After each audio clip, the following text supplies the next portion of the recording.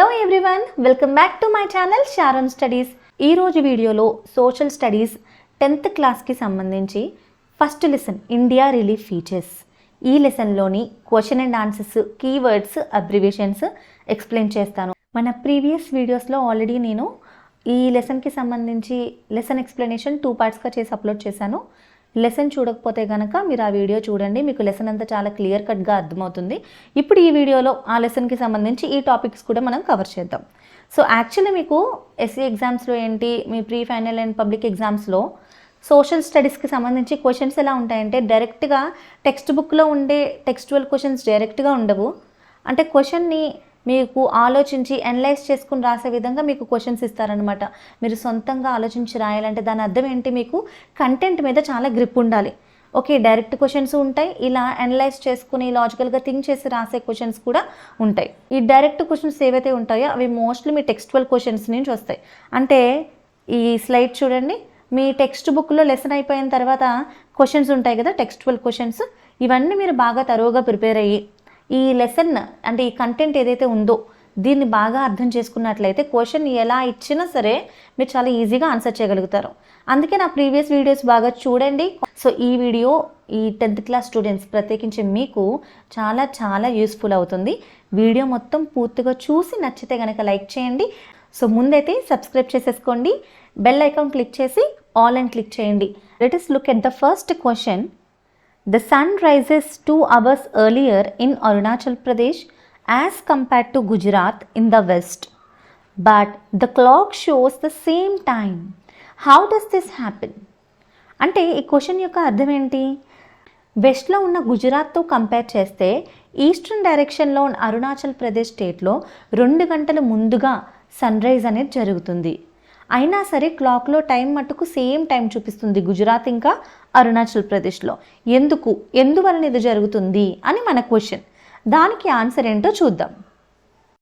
First of all, time Jones అనేవి ప్రతి కంట్రీలో డిఫరెంట్ టైమ్ జోన్స్ ఉంటాయి. ఓకేనా? కంట్రీలో ఒకటే టైం ఉంది, ఇండియన్ స్టాండర్డ్ టైం IST. అసలు ఎందుకు టైం డిఫరెంట్గా ఉంటుంది డిఫరెంట్ ప్లేసెస్లో? అంటే ప్రతి దేశంలో ప్రతి ప్రాంతంలో ఒకే టైం కాకుండా ఒక్కొక్క ప్రాంతంలో డిఫరెంట్ టైం ఎందుకు ఉంటుంది? Answer is simple. ఎందుకంటే earth rotates from west to east. మనకు ఆల్రెడీ తెలుసు, భూమి తన చుట్టూ తాను తిరుగుతుంది, దాన్ని మనం రొటేషన్ అంటాం. ఆ రొటేషన్ ఏ డైరెక్షన్లో జరుగుతుంది? West to east. సో దాని వలన ఈస్ట్ డైరెక్షన్లో ఉన్న కంట్రీస్ అన్నీ కూడా సన్ రైజ్ని ముందుగా ఎక్స్పీరియన్స్ చేస్తాయి. ఓకేనా? So the sun rises in the east and sets in the west because of the rotation of the earth. Okay, so అలాగే మన స్టేట్ని చూసుకున్నట్లయితే కనుక మన స్టేట్లో కూడా ఈస్టర్న్ డైరెక్షన్లో ఉన్న స్టేట్స్ ముందుగా సన్ రైజ్ని ఎక్స్పీరియన్స్ చేస్తాయి వెస్ట్ డైరెక్షన్లో ఉన్న స్టేట్స్ కన్నా. ఓకే, సో ఇక్కడ the western most point of India is located in Gujarat. It's longitude is 68 degrees 7 minutes east longitude. అంటే మన దేశంలో వెస్ట్రన్ లాంగిట్యూడ్ ఏంటి? ఇది గుజరాత్ దేశం గుండా వెళ్తున్న లాంగిట్యూడే వెస్ట్రన్ లాంగిట్యూడ్. సో దాని యొక్క కోఆర్డినేట్స్ ఏంటి? 68 degrees 7 minutes. Eastern most point ఎక్కడుంది? అరుణాచల్ ప్రదేశ్లో ఉంది. అండ్ ఇక్కడ లాంగిట్యూడ్ ఏంటి? 97 degrees 25 minutes ఈస్ట్ లాంగిట్యూడ్. ఈ 2 లాంగిట్యూడ్ల మధ్య ఇండియా లొకేట్ అయ్యి ఉంది. ఓకేనా? సో ఇక్కడ the difference between the longitudes is 30 degrees. అంటే ఈ వెస్ట్ లాంగిట్యూడ్, ఈస్ట్ లాంగిట్యూడ్, ఈ 2 లాంగిట్యూడ్ మధ్య 30 degrees ఆఫ్ లాంగిట్యూడ్స్ అనేవి ఉన్నాయి. అండ్ మనకి తెలిసిన మరొక విషయం ఏంటంటే ప్రతి లాంగిట్యూడ్ని దాటడానికి సూర్యుడు తీసుకునే సమయం 4 నిమిషాలు, 4 minutes. అలాగా 30 degreesని క్రాస్ చేయడానికి సూర్యుడికి పట్టే సమయం 2 hours, 2 గంటల సమయం పడుతుంది. అంటే చూడండి, ఈ లాంగిట్యూడ్ నుండి, ఈ వెస్ట్రన్ లాంగిట్యూడ్ నుండి ఈస్టర్న్ లాంగిట్యూడ్ వరకు పాస్ అవడానికి సన్కి పట్టే సమయం ఎంత? 2 hours. ప్రతి లాంగిట్యూడ్ దాటడానికి 4 minutes పడుతుంది. అలాగా మనకి ఈ 30 degrees ఆఫ్ లాంగిట్యూడ్స్ని దాటడానికి టోటల్గా 2 hours సమయం అనేది పడుతుంది. దీనివల్ల మనకు అర్థమైంది ఏంటి? ఒక్కొక్క లాంగిట్యూడ్లో ఒక్కొక్క టైం అనేది ఉంటుంది. డెఫినెట్లీ గుజరాత్లో ఒక టైం ఉంటుంది, అరుణాచల్ ప్రదేశ్లో ఒక టైం ఉంటుంది. అందుకని చెప్పేసి 1947లో సెప్టెంబర్ 1న మన ఇండియాకి స్టాండర్డ్ టైంని డిసైడ్ చేసినప్పుడు ఏ విధంగా పరిగణించారు? ఈ 2 లాంగిట్యూడ్స్కి మధ్యలో, అంటే మన కంట్రీలో ఈ 2 లాంగిట్యూడ్స్ మధ్యలో నుంచి వెళ్ళే లాంగిట్యూడ్ ఏదైతే ఉందో అలహాబాద్ నుంచి పాస్ అవుతుంది, ఈ లాంగిట్యూడ్ని ఇండియన్ స్టాండర్డ్ మెరీడియన్గా పరిగణించారు. అండ్ ఈ లాంగిట్యూడ్ పైన, అంటే ఈ లాంగిట్యూడ్ పైన ఉన్న సమయాన్ని మనం స్టాండర్డ్ టైం కింద ఫాలో అవ్వడం జరుగుతుంది. అప్పటి నుంచి ఇప్పటి వరకు 82.5 degrees ఈస్టర్న్ లాంగిట్యూడ్ పైన ఉన్న టైంనే మనం ఇండియన్ స్టాండర్డ్ టైంగా ఫాలో అవుతున్నాం. దేశం మొత్తం ఇదే టైంని లోకల్ టైంగా పరిగణిస్తున్నారు.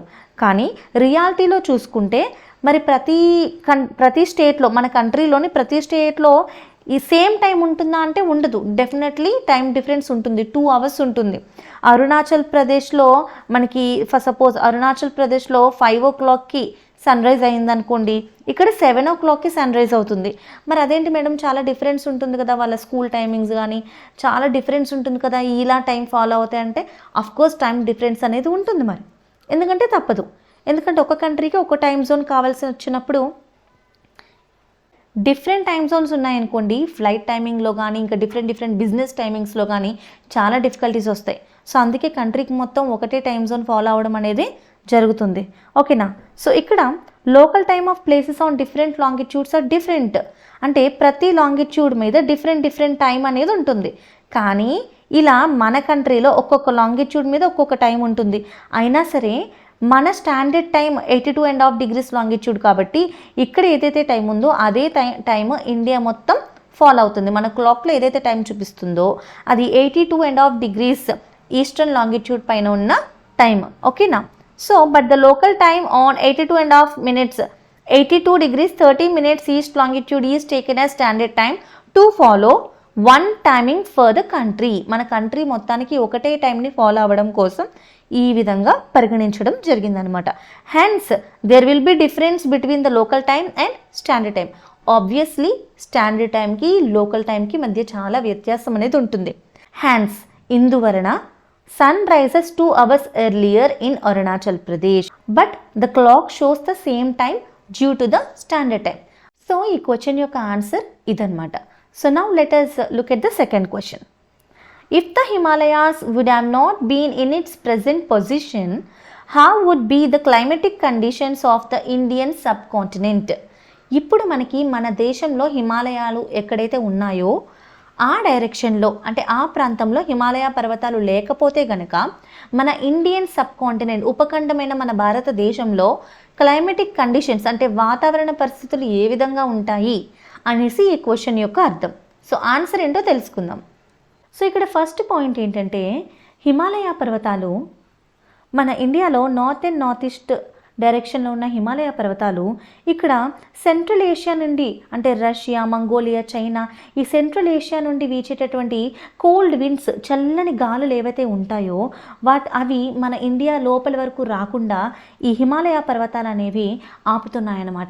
ఒకవేళ హిమాలయ పర్వతాలు లేకపోతే ఆ చల్లని గాలులన్నీ కూడా ఇండియాలోకి ఎంటర్ అయిపోయి హాఫ్ ఆఫ్ ద ఇండియా మొత్తం ఒక కోల్డ్ డెజర్ట్ లాగా అయిపోతుంది అనమాట. అంటే ఎక్స్ట్రీమ్ సివియర్ కోల్డ్ని మనం ఎక్స్పీరియన్స్ చేయాల్సి వచ్చేది. ఓకేనా? సెకండ్ చూడండి, the India act as barriers protecting the great plains of India from the cold winds. అంటే మన ఇండో గ్యాంజెటిక్ ప్లెయిన్స్, ఈ నార్త్ ఇండియాలో ఉన్న ప్రాంతాలు ఏవైతే ఉన్నాయో ఈ ప్రాంతాలన్నింటినీ కూడా తీవ్రమైన చలి నుంచి ప్రొటెక్ట్ చేస్తున్నాయి. అండ్ సెకండ్ పాయింట్ చూసుకుంటే, ఈ హిమాలయ పర్వతాలు మన దేశానికి అండ్ రెస్ట్ ఆఫ్ ద వరల్డ్కి, అంటే మన దేశానికి పైన ఇతర దేశాలకి మధ్య న్యాచురల్గా ఒక గోడలాగా, అంటే ఒక న్యాచురల్ బోర్డర్ లాగా యాక్ట్ చేస్తూ చాలా ఎర్లీ టైమ్స్ నుంచి ఇన్వెన్షన్స్, అంటే లైక్ చూడండి ఇతర దేశాల యొక్క దాడులు కానీ చొరబాటు కానీ జరగకుండా మన దేశాన్ని ప్రొటెక్ట్ చేస్తున్నాయి అనమాట. అంటే వేరే కంట్రీ వాళ్ళు మన దేశంలోకి ఎంటర్ కాకుండా ఒక న్యాచురల్ మిలిటరీ అనుకోండి, ఒక న్యాచురల్ బ్యారియర్ లాగా మన కంట్రీని ప్రొటెక్ట్ చేస్తున్నాయి. ఒకవేళ హిమాలయ పర్వతాలు లేవనుకోండి, మన ఇండియా ఎన్నో రకాల ఫారెన్ ఇన్వెన్షన్స్, అంటే చూడండి ఇతర దేశాల యొక్క దాడులు, వాళ్ళ యొక్క ఆక్రమణలకి మనం గురి కావాల్సి వచ్చేదనమాట. సో ఈ విధంగా కూడా హిమాలయ పర్వతాలు మన దేశాన్ని పరిరక్షిస్తున్నాయని చెప్పుకోవచ్చు. అండ్ థర్డ్ పాయింట్ చూస్తే కనుక, Himalayas are reason for a good amount of heavy rainfall. మన భారతదేశంలో వర్షపాతం పడడానికి ఈ హిమాలయాస్ ఒక గొప్ప కారణం అని మనం చెప్పుకోవచ్చు. ఇది మీకు అర్థం కావాలంటే ఇది మీరు క్లియర్గా వినాలి. చూడండి, మన కంట్రీలో వర్షాలు పడడానికి 2 టైప్ ఆఫ్ మాన్సూన్స్ రీజన్ అనమాట. ఓకేనా? ఆ 2 టైప్ ఆఫ్ మాన్సూన్స్ ఏంటి? South west monsoons, north east monsoons. Okay, so south west monsoons చూసినట్లయితే కనుక ఇవి మనకి ఈ అరేబియన్ సీ నుండి, అంటే ఈ సముద్రం నుండి, ఈ నైరుతి ఋతుపవనాలు అని అంటాం కదా తెలుగులో, సముద్రం నుండి ఏవైతే గాలులు వీస్తాయో ఈ ఋతుపవనాల ద్వారా మన కంట్రీలో వర్షాలు అనేవి మెయిన్గా పడతాయి. ఎందుకంటే సౌత్ వెస్ట్ మాన్సూన్స్ని రెయిన్ మాన్సూన్స్ అని కూడా అంటారు, సమ్మర్ మాన్సూన్స్ అని కూడా అంటారు. And these are very much responsible for rainfall in India. ఓకేనా? మనకు ఆల్రెడీ తెలుసు ఈ మాన్సూన్ విండ్స్, గాలులు ఏవైతే ఉన్నాయో అవి హై ప్రెషర్ నుండి లో ప్రెషర్ వైపు మూవ్ అవుతూ ఉంటాయి. మరి ఇండియాకి వెస్ట్రన్ డైరెక్షన్లో అరేబియన్ సీ ఉంది కదా, సముద్రంలో సీ బ్రీజ్ వల్ల ఇక్కడ కోల్డ్ ఉంటుంది. అయితే కోల్డ్ ఉంటుందో అక్కడ హై ప్రెషర్ అనేది ఉంటుంది. సో ఈ గాలులు హై ప్రెషర్ నుంచి లో ప్రెషర్ వైపు రావడానికి ప్రయత్నిస్తాయి అన్నమాట. సో ఈ విధంగా ఇవి సౌత్ వెస్ట్ డైరెక్షన్ నుంచి మన ఇండియాలోకి ఎంటర్ అవ్వడానికి ట్రై చేస్తూ 2 బ్రాంచెస్గా డివైడ్ అవుతాయి. బే ఆఫ్ బెంగాల్ బ్రాంచ్, ఇంకా అరేబియన్ బ్రాంచ్గా డివైడ్ అవుతాయి అన్నమాట. సో ఈ విధంగా ఈ సౌత్ వెస్ట్ మాన్సూన్స్ మనకి ఈ వెస్ట్రన్ ఘాట్స్ ఏవైతే ఉంటాయో ఈ వెస్ట్రన్ ఘాట్స్కి ఇవతల వైపు ఈ వెస్ట్రన్ డైరెక్షన్లో మంచి హెవీ రెయిన్ఫాల్ చూపిస్తాయి. అందుకే మనకి ఈ ప్రాంతంలో ఎక్కువగా అడవులు కూడా ఉంటాయి. కేరళలో, గోవా, మహారాష్ట్ర ఈ వెస్ట్రన్ పాయింట్లో ఎక్కువగా ఫారెస్ట్లు ఉండడానికి రీజన్ కూడా ఈ సౌత్ వెస్ట్ మాన్సూన్స్ అని మనం చెప్పుకోవచ్చు. ఎందుకంటే ఇక్కడ వెస్ట్రన్ ఘాట్స్ అడ్డుగా ఉండడం వల్ల ఈ డెక్కన్ ప్లాటూ ప్రాంతం మొత్తం కాస్త తక్కువ వర్షపాతం అనేది నమోదవుతుంది. సో ఈ విధంగా ఈ సౌత్ వెస్ట్ మాన్సూన్స్ ఈ వెస్ట్రన్ ఏరియాలో వర్షాన్ని కురిపించి సో ఫ్రంట్కి మూవ్ అవుతూ ఉంటాయి. ఇక్కడ మనకి హిమాలయాలు ఉన్నాయి కాబట్టి ఈ మాన్సూన్స్ మన ఇండియాని క్రాస్ చేసి ఈ పైనున్న దేశాల వైపు వెళ్లకుండా హిమాలయాలు అడ్డుగా ఉండడం వల్ల సో మళ్ళీ తిరిగి ఈ ప్రాంతాల వైపు ఈ మాన్సూన్స్ కదులుతూ ఈ ప్రాంతాల్లో ఎక్కువ వర్షాలు కలిగిస్తాయన్నమాట. సో ఆ విధంగా మంచి పంటలు పండడానికి రైనీ సీజన్స్లో మనకి ఖరీఫ్ క్రాప్ అయితే వేస్తారు కదా, మన దేశంలో రెయిన్ఫాల్ మీద ఆధారపడి చాలామంది రైతులు పండిస్తూ ఉంటారు. సో ఈ విధంగా హిమాలయాలు ఇండైరెక్ట్గా మన కంట్రీలో సమ్మర్ రెయిన్స్ ఇంకా వింటర్ రెయిన్స్ పడడానికి కూడా రీజన్ అవుతున్నాయన్నమాట. వింటర్ రెయిన్స్ ఏంటి అంటే మరొకటి మనం డిస్కస్ చేసాం కదా, నార్త్ ఈస్ట్ మాన్సూన్ లేదా దీన్ని రిట్రీటింగ్ మాన్సూన్స్ అని కూడా అంటారు. ఇవి ఎప్పుడంటే అక్టోబర్ నుంచి డిసెంబర్ ఈ మంత్స్లో మనకి ఈ మాన్సూన్స్ అనేవి కలుగుతాయన్నమాట. సో ఎలా అంటే నార్త్ ఈస్ట్ మాన్సూన్స్ అనేవి మనకి ఈ ప్రాంతాల నుండి, ఈ ఏషియన్ ప్రాంతాల నుండి నార్త్ ఈస్ట్ మాన్సూన్స్ అనేవి మన ఇండియాలోకి రావడానికి ప్రయత్నిస్తాయి. ఇక్కడ హిమాలయాలు అడ్డుగా ఉండడం వల్ల సో ఈ ప్రాంతాల్లోకి ఎంటర్ అవ్వకుండా సో ఇటువైపు వాటి డైరెక్షన్ మార్చుకుని జస్ట్ మనకి ఈ ఈస్టర్న్ కోస్ట్ వైపు కాస్త ప్రభావం చూపిస్తాయి అన్నమాట. వీటి కారణంగానే మనకి ప్రతి ఇయర్ సైక్లోన్స్ వస్తూ ఉంటాయి కదా, ఈ నార్త్ ఈస్ట్ మాన్సూన్స్ వల్ల వస్తూ ఉంటాయి అన్నమాట. సో ఈ ప్రాంతం తప్పించి మిగతా ప్రాంతంలో పెద్దగా వర్షాలు పడకుండా, అలాగే ఈ సెంట్రల్ ఏషియా నుండి చల్లటి గాలులు రాకుండా కూడా మనకి హిమాలయాలు యాక్ట్ చేస్తున్నాయి. సో ఈ విధంగా ఈ హిమాలయన్ మౌంటైన్స్ ఏవైతే ఉన్నాయో సౌత్ వెస్ట్ మాన్సూన్స్ వల్ల వెస్ట్రన్ ఘాట్స్ ప్రాంతానికి మాత్రమే ఎక్కువగా వర్షపాతం నమోదవుతుంది.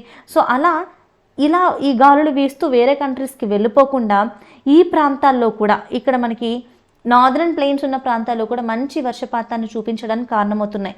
ఒకవేళ ఈ హిమాలయాలు అడ్డుగా లేకపోతే కనుక ఈ ప్రాంతం అంతా కూడా ఒక ఎడారి ప్రాంతంగా మారిపోయి డ్రాట్ సిచ్యువేషన్ అంటే కరువు ప్రాంతాలుగా ఏర్పడే అవకాశాలు కూడా ఉండేవి. సో అలా కాకుండా ఈ ప్రాంతాల్లో మంచి గుడ్ అమౌంట్ ఆఫ్ రెయిన్ఫాల్ వచ్చి ఈ ఆల్రెడీ మనకి ఇక్కడ ఫర్టైల్ ల్యాండ్ ఉంటుందని తెలుసు. సో ఇలాంటి ప్రాంతంలో మంచిగా వర్షపాతం కురిసి మంచిగా పంటలు పండించుకోవడానికి కారణమైంది. అంతేకాకుండా ఈ ప్రాంతంలోనే ప్రజెంట్ డెన్స్లీ పాపులేటెడ్గా ఉన్న ప్రాంతాలన్నీ కూడా ఈ ప్రాంతంలోనే ఉన్నాయి. వీటన్నిటికీ కారణం ఏంటి?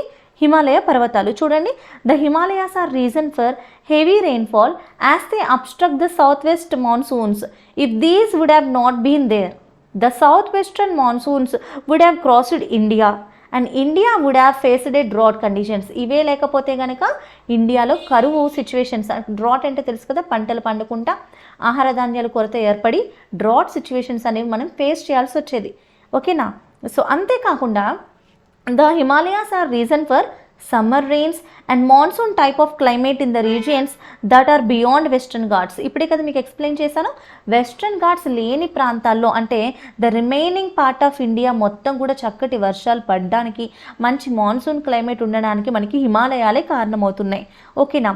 This region would have remain drier. ఒకవేళ ఈ హిమాలయ పర్వతాలు అనేవి ఇక్కడ లేకపోతే కనుక ఈ సౌత్ వెస్ట్ మాన్సూన్స్ అన్నీ ఇండియాని క్రాస్ అయ్యి వేరే ప్రాంతానికి వెళ్ళిపోయి ఉండేవి. సో మిగతా ప్రాంతాలన్నిటికీ వర్షపాతం లేకుండా ఉండేది. అండ్ ఆబ్వియస్లీ ఒక ఎడారి ప్రాంతంగా, ఒక డ్రై ఏరియాగా మారిపోయి ఉండేది. అసలు దీని ద్వారా మనకి ఏం అర్థమవుతుంది, ఈ హిమాలయ పర్వతాల వల్ల సమ్మర్ రెయిన్స్, వింటర్ రెయిన్స్ మన కంట్రీలో పాసిబుల్ అవుతున్నాయన్నమాట. అండ్ దాని ద్వారా చాలా రకాల పంటలు పండించుకోగలుగుతున్నాము and sufficient amount of food production కూడా చేసుకోగలుగుతున్నాము. ఓకేనా. అంతేకాకుండా ఇంకా చాలా యూజెస్ ఉన్నాయి. అదేంటి, the Himalayan rivers have a perennial flow since these are fed by the glaciers. In its absence these rivers would have not been there. ఒకవేళ హిమాలయ పర్వతాలు లేకపోతే కనుక అక్కడ గ్లేషియర్స్ ఫామ్ అయ్యేవి కాదు, హిమనీ నదాలు అంటారు కదా, మంచు కొండలు ఫామ్ అయ్యేవి కాదు. అవి కరిగి మనకి ఈ పెరెన్నియల్ రివర్స్, జీవ నదులు ఏవైతే ఉన్నాయో గంగా, యమున, బ్రహ్మపుత్ర, ఈ నదులన్నీ కూడా మనకు ఉండేవి కాదు హిమాలయ పర్వతాలు లేకపోతే.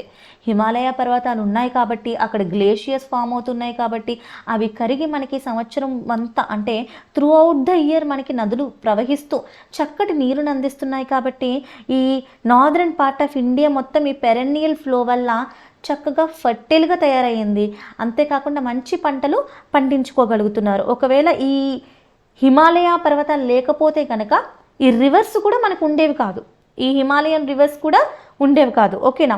అంతేకాకుండా ఈ హిమాలయన్ రివర్స్ ఏవైతే ఉన్నాయో ఇవి వాటి ప్రవాహంతో పాటు ఇసుక, మట్టి, ఒండ్రు, గులకరాలు ఇవన్నీ కూడా వాటితో పాటు కొట్టుకుని తీసుకొస్తూ మనకి ఇక్కడ మంచి నార్దర్న్ ప్లేన్స్ అనేవి ఫామ్ చేసింది. అండ్ ఈ నార్దర్న్ ప్లేన్స్లో చక్కటి సారవంతమైన మట్టి కూడా ఈ హిమాలయ నదుల వల్ల, ఈ హిమాలయ పర్వతాల వల్లే కలిగాయని మనం చెప్పుకోవచ్చు. ఆల్రెడీ మనం లెసన్ ఎక్స్ప్లెనేషన్లో మీరు విన్నారు కదా, ఈ మనకి నార్దర్న్ ప్లేన్స్ ఎలా ఫామ్ అయ్యాయో ఈ హిమాలయ నదులు తీసుకొచ్చే అల్లువియల్ డిపాజిట్స్ వల్లనే ఫామ్ అయ్యాయి. అల్లువియల్ డిపాజిట్స్ ఉన్నాయంటే ఆ ప్రాంతం అంతా చాలా ఫర్టైల్ ఏరియా అని మనం చెప్పుకోవచ్చు. If these would not have been there, the soil in this region would not have been fertile. ఒకవేళ హిమాలయ నదులు ప్రవహించకపోతే ఈ ప్రాంతంలో ఉన్న మట్టి ఇంత సారవంతంగా ఉండేది కాదు. ఈ విధంగా మన దేశంలో హిమాలయ పర్వతాలు ఇంతటి మేలు చేస్తున్నాయన్నమాట. సో మన క్వశ్చన్కి సరైన ఆన్సర్ మనం ఇచ్చాం కదా. So this is the answer for second question. ఎగ్జామ్లో ఇంత స్ట్రైట్గా మీకు క్వశ్చన్ అడగకపోవచ్చు, చాలా డిఫరెంట్గా అడుగుతారు. మీరు ఆ క్వశ్చన్ని చదివి దానికి తగ్గ ఆన్సర్ని అక్కడ ప్రజెంట్ చేయాలి. మీకు కంటెంట్ అర్థమైంది అనుకోండి, క్వశ్చన్ ఎన్ని విధాలుగా అడిగినా మీరు ఆన్సర్ చేయగలుగుతారు. సో మీకు ఈ ఆన్సర్ అర్థమైంది అనుకుంటున్నాను. థర్డ్ క్వశ్చన్ చూద్దాం. ఓకేనా. థర్డ్ క్వశ్చన్ ఏంటి, the Himalayas do not extend in to which of the following states. అంటే మన కంట్రీలో ఇక్కడ కొన్ని స్టేట్స్ ఇచ్చాడు మీకు. ఈ స్టేట్స్లో ఏ స్టేట్లో హిమాలయ పర్వతాలు ఎక్స్టెండ్ అయ్యలేవు, విస్తరించలేవు అని అడుగుతున్నాడు. ఇక్కడ ఇచ్చిన స్టేట్స్ ఏంటి, మధ్యప్రదేశ్, ఉత్తరప్రదేశ్, సిక్కిం, హర్యానా, పంజాబ్, ఉత్తరాంచల్. మనకు ఆల్రెడీ తెలుసు the Himalayas are extended from west to east in this way. ఓకేనా. సో ఏ ఏ ప్రాంతాల్లో విస్తరించున్నాయి, మీరు ఈ మ్యాప్ని బాగా స్టడీ చేయండి. అండ్ ఇక్కడ లిస్ట్ ఉంది కదా, ఈ లిస్ట్ కూడా చూడండి. ఈ స్టేట్స్ అన్నిట్లో కూడా హిమాలయ పర్వతాలు విస్తరించున్నాయి.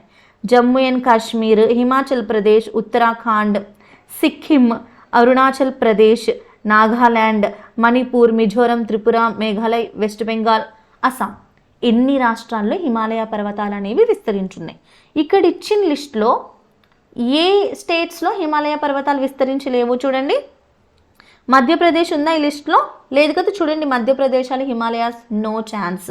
So Madhya Pradesh, Uttar Pradesh, Haryana, Punjab, this will be the answer. ఈ స్టేట్స్లో హిమాలయాస్ ఎక్స్టెండ్ అయ్యి లేవు. అది మీరు ఈ ఆర్చ్ ఉంది కదా, దీన్ని బాగా గుర్తుపెట్టుకోండి. మన ఇండియా మ్యాప్ బాగా గుర్తుపెట్టుకోండి. ఇంకా హిమాలయాలు ఏ విధంగా ఎక్స్టెండ్ అయ్యి ఉన్నాయో ఈ ఆర్చ్ కూడా మీరు గుర్తుపెట్టుకోండి, ఈ స్టేట్స్. అప్పుడు దీనికి ఆన్సర్ చేయగలుగుతారు. Okay. Next question, what are the major physiographic divisions of India? Contrast the relief of Himalayan region with that of peninsular plateau. అంటే ఈ ఫోర్త్ క్వశ్చన్ ఏంటి, మన దేశం ఫిజియోగ్రాఫిక్గా, భౌగోళికంగా ఎన్ని విధాలుగా డివైడ్ అయ్యి ఉంది అని అడుగుతున్నాడు. ఓకేనా. అండ్ మరొకటి ఏంటి, హిమాలయన్ రీజియన్కి పెనిన్సులార్ ప్లాటో ద్వీపకల్ప రీజియన్కి హిమాలయ రీజియన్కి ఆ రెండిటి మధ్య ఉన్న వ్యత్యాసాన్ని కూడా అడుగుతున్నాడు, డిఫరెన్స్ని కూడా అడుగుతున్నాడు, రెండు ప్రాంతాలు ఏ విధంగా ఉంటాయి అని. సో ఫస్ట్ దీనికి ఆన్సర్ చూద్దాం. ఓకేనా. The major relief features or divisions of India. This is the heart of our lesson అని చెప్పుకోవచ్చు. మన లెసన్ బేసికలీ ఉన్నదే వీటిని ఎక్స్ప్లెయిన్ చేస్తూ. సో మీరు ఈ సిక్స్ డివిజన్స్ అనేవి బాగా గుర్తుపెట్టుకోండి. First the Himalayas, Indo Gangetic plain, peninsular plateau, coastal plains, the desert, the islands. ఓకేనా. హిమాలయ పర్వతాలు, గంగా సింధు మైదానాలు, ద్వీపకల్ప పీఠభూమి, అండ్ కోస్టల్ ప్లేన్స్ అంటే తీర మైదానాలు, థార్ డెజర్ట్ ఎడారి ప్రాంతం, ఐలాండ్స్ అంటే దీవులు. ఈ 6 కూడా the important physiographic divisions of India. So next ఏంటి, రెండింటికి డిఫరెన్స్ అడిగా కూడా చూద్దాం. The Himalayan region, the peninsular plateau. Himalaya పర్వతాలు ఉన్న ప్రాంతము, ద్వీపకల్ప పీఠభూమి ఉన్న ప్రాంతం. ఈ రెండింటికి మధ్య డిఫరెన్స్ చూద్దాం. ఇక్కడ మీరు చూడండి, the first point, Himalaya ranges run in the west to east direction in the form of an arch. ఇక్కడ మీరు గమనిస్తే హిమాలయ పర్వతాలు వెస్ట్ నుండి ఈస్ట్ వైపు, చూడండి మన కంట్రీకి నార్త్ ఇంకా నార్త్ ఈస్ట్ డైరెక్షన్లో వెస్ట్ నుండి ఈస్ట్ వైపు ఒక ఆర్చ్ లాగా ఫామ్ అయి ఉన్నాయి. అలాగే పెనిన్సులార్ ప్లాటో చూసుకుంటే కనుక it extends to south of Gangetic plains. Okay. So ఇది గ్యాంజెటిక్ ప్లెయిన్ అంటే గంగా సింధు మైదానాలు. ఈ గంగా సింధు మైదానాలకి దక్షిణ భాగాన మనకి పెనిన్సులార్ ప్లాటో అంటే ఈ ద్వీపకల్ప పీఠభూమి అనేది ఎక్స్టెండ్ అయి ఉంది. Next, it consist of 3 ranges. Himalaya region, Himalaya పర్వతాలు 3 శ్రేణులుగా డివైడ్ అయి ఉన్నాయి, 3 రేంజెస్గా. అవేంటి చూడండి, గ్రేటర్ హిమాలయాస్. ఈ ఫస్ట్ది 1 అని ఉంది కదా, ఇది గ్రేటర్ హిమాలయాస్. సెకండ్ది లెస్సర్ హిమాలయాస్. నెక్స్ట్ థర్డ్ది శివాలిక్స్. ఓకే. సో ఈ విధంగా ఇట్ కన్సిస్ట్ ఆఫ్ 3 రేంజెస్. అలాగే పెనిన్సులార్ ప్లాటో కూడా డివిజన్స్ చేయబడి ఉంది. అదేంటో చూద్దామా. Central highlands and Deccan plateau. ఇది చూడండి, పెనిన్సులార్ ప్లాటో కూడా 2 భాగాలుగా విభజించబడింది. అదేంటంటే ఒకటి ఈ భూభాగం మొత్తం సెంట్రల్ హైలాండ్స్ అంటారు, ఈ కింద ట్రయాంగులర్గా ఉన్న ఈ భూభాగాన్ని డెక్కన్ ప్లాటో అంటారు. సెంట్రల్ హైలాండ్స్, డెక్కన్ ప్లాటో బాగా గుర్తుపెట్టుకోండి. Okay. The Himalayas are young fold mountains. Himalayas అనేవి మన భూమి యొక్క పుట్టుకతో పోల్చుకుంటే అవి చాలా రీసెంట్గా జరిగినవి కాబట్టి వాటిని యంగ్ ఫోల్డ్ మౌంటైన్స్ అని అంటారు. పెనిన్సులార్ ప్లాటో అలా కాదు, ఇది oldest land mass in India. ఎందుకంటే మనకు ఆల్రెడీ తెలుసు ఈ పెనిన్సులార్ ప్లాటో, ఈ పెనిన్సులార్ ప్లేట్ ఏదైతే ఉందో గోండ్వానా భూభాగంలోనిది. గోండ్వానా భూభాగం అంటే కొన్ని కోట్ల సంవత్సరాల క్రితం ముందు ఉన్న పంజియా సూపర్ కాంటినెంట్లోని భూభాగం. అందుకే ఈ peninsular plateau belongs to one of the ancient land mass in India. Lesser Himalayas are mainly composed of highly compressed rocks. Shivaliks consist of thick gravel and alluvium, the Purvanchal, and it mostly composed of sedimentary sandstones. అంటే హిమాలయ శ్రేణులు 3 ఉన్నాయి కదా, ఒక్కొక్క రేంజ్లో different type of rocks అనేవి మనం చూస్తాము. ఓకేనా.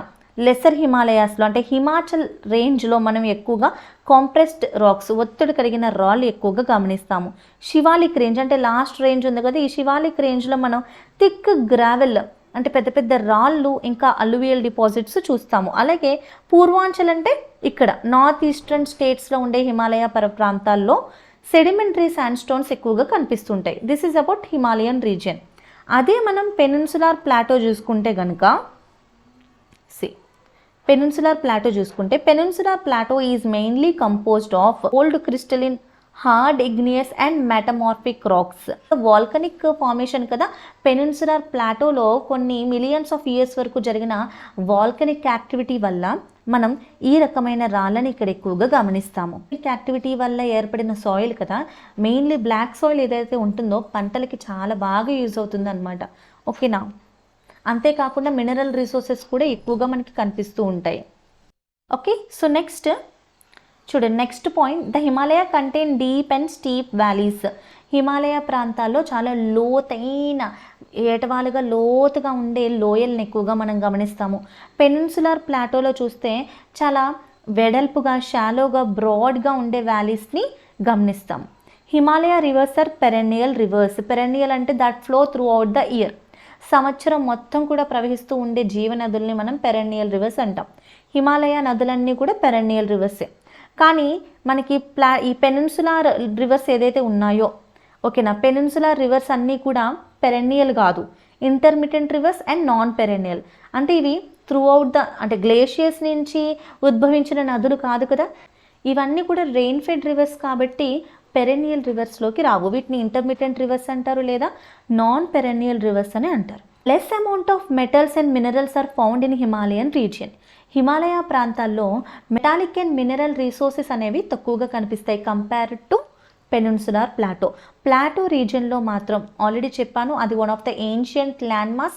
అదే కాక ఈ ల్యాండ్ మాస్లో ఎక్కువగా వాల్కనిక్ యాక్టివిటీస్ జరగడం వల్ల అధిక మొత్తంలో మనకి metallic, non metallic, mineral resources అనేవి ఇక్కడ దొరుకుతూ ఉంటాయి అనమాట. Next, in this region soils are formed of alluvial soil brought by the reverse.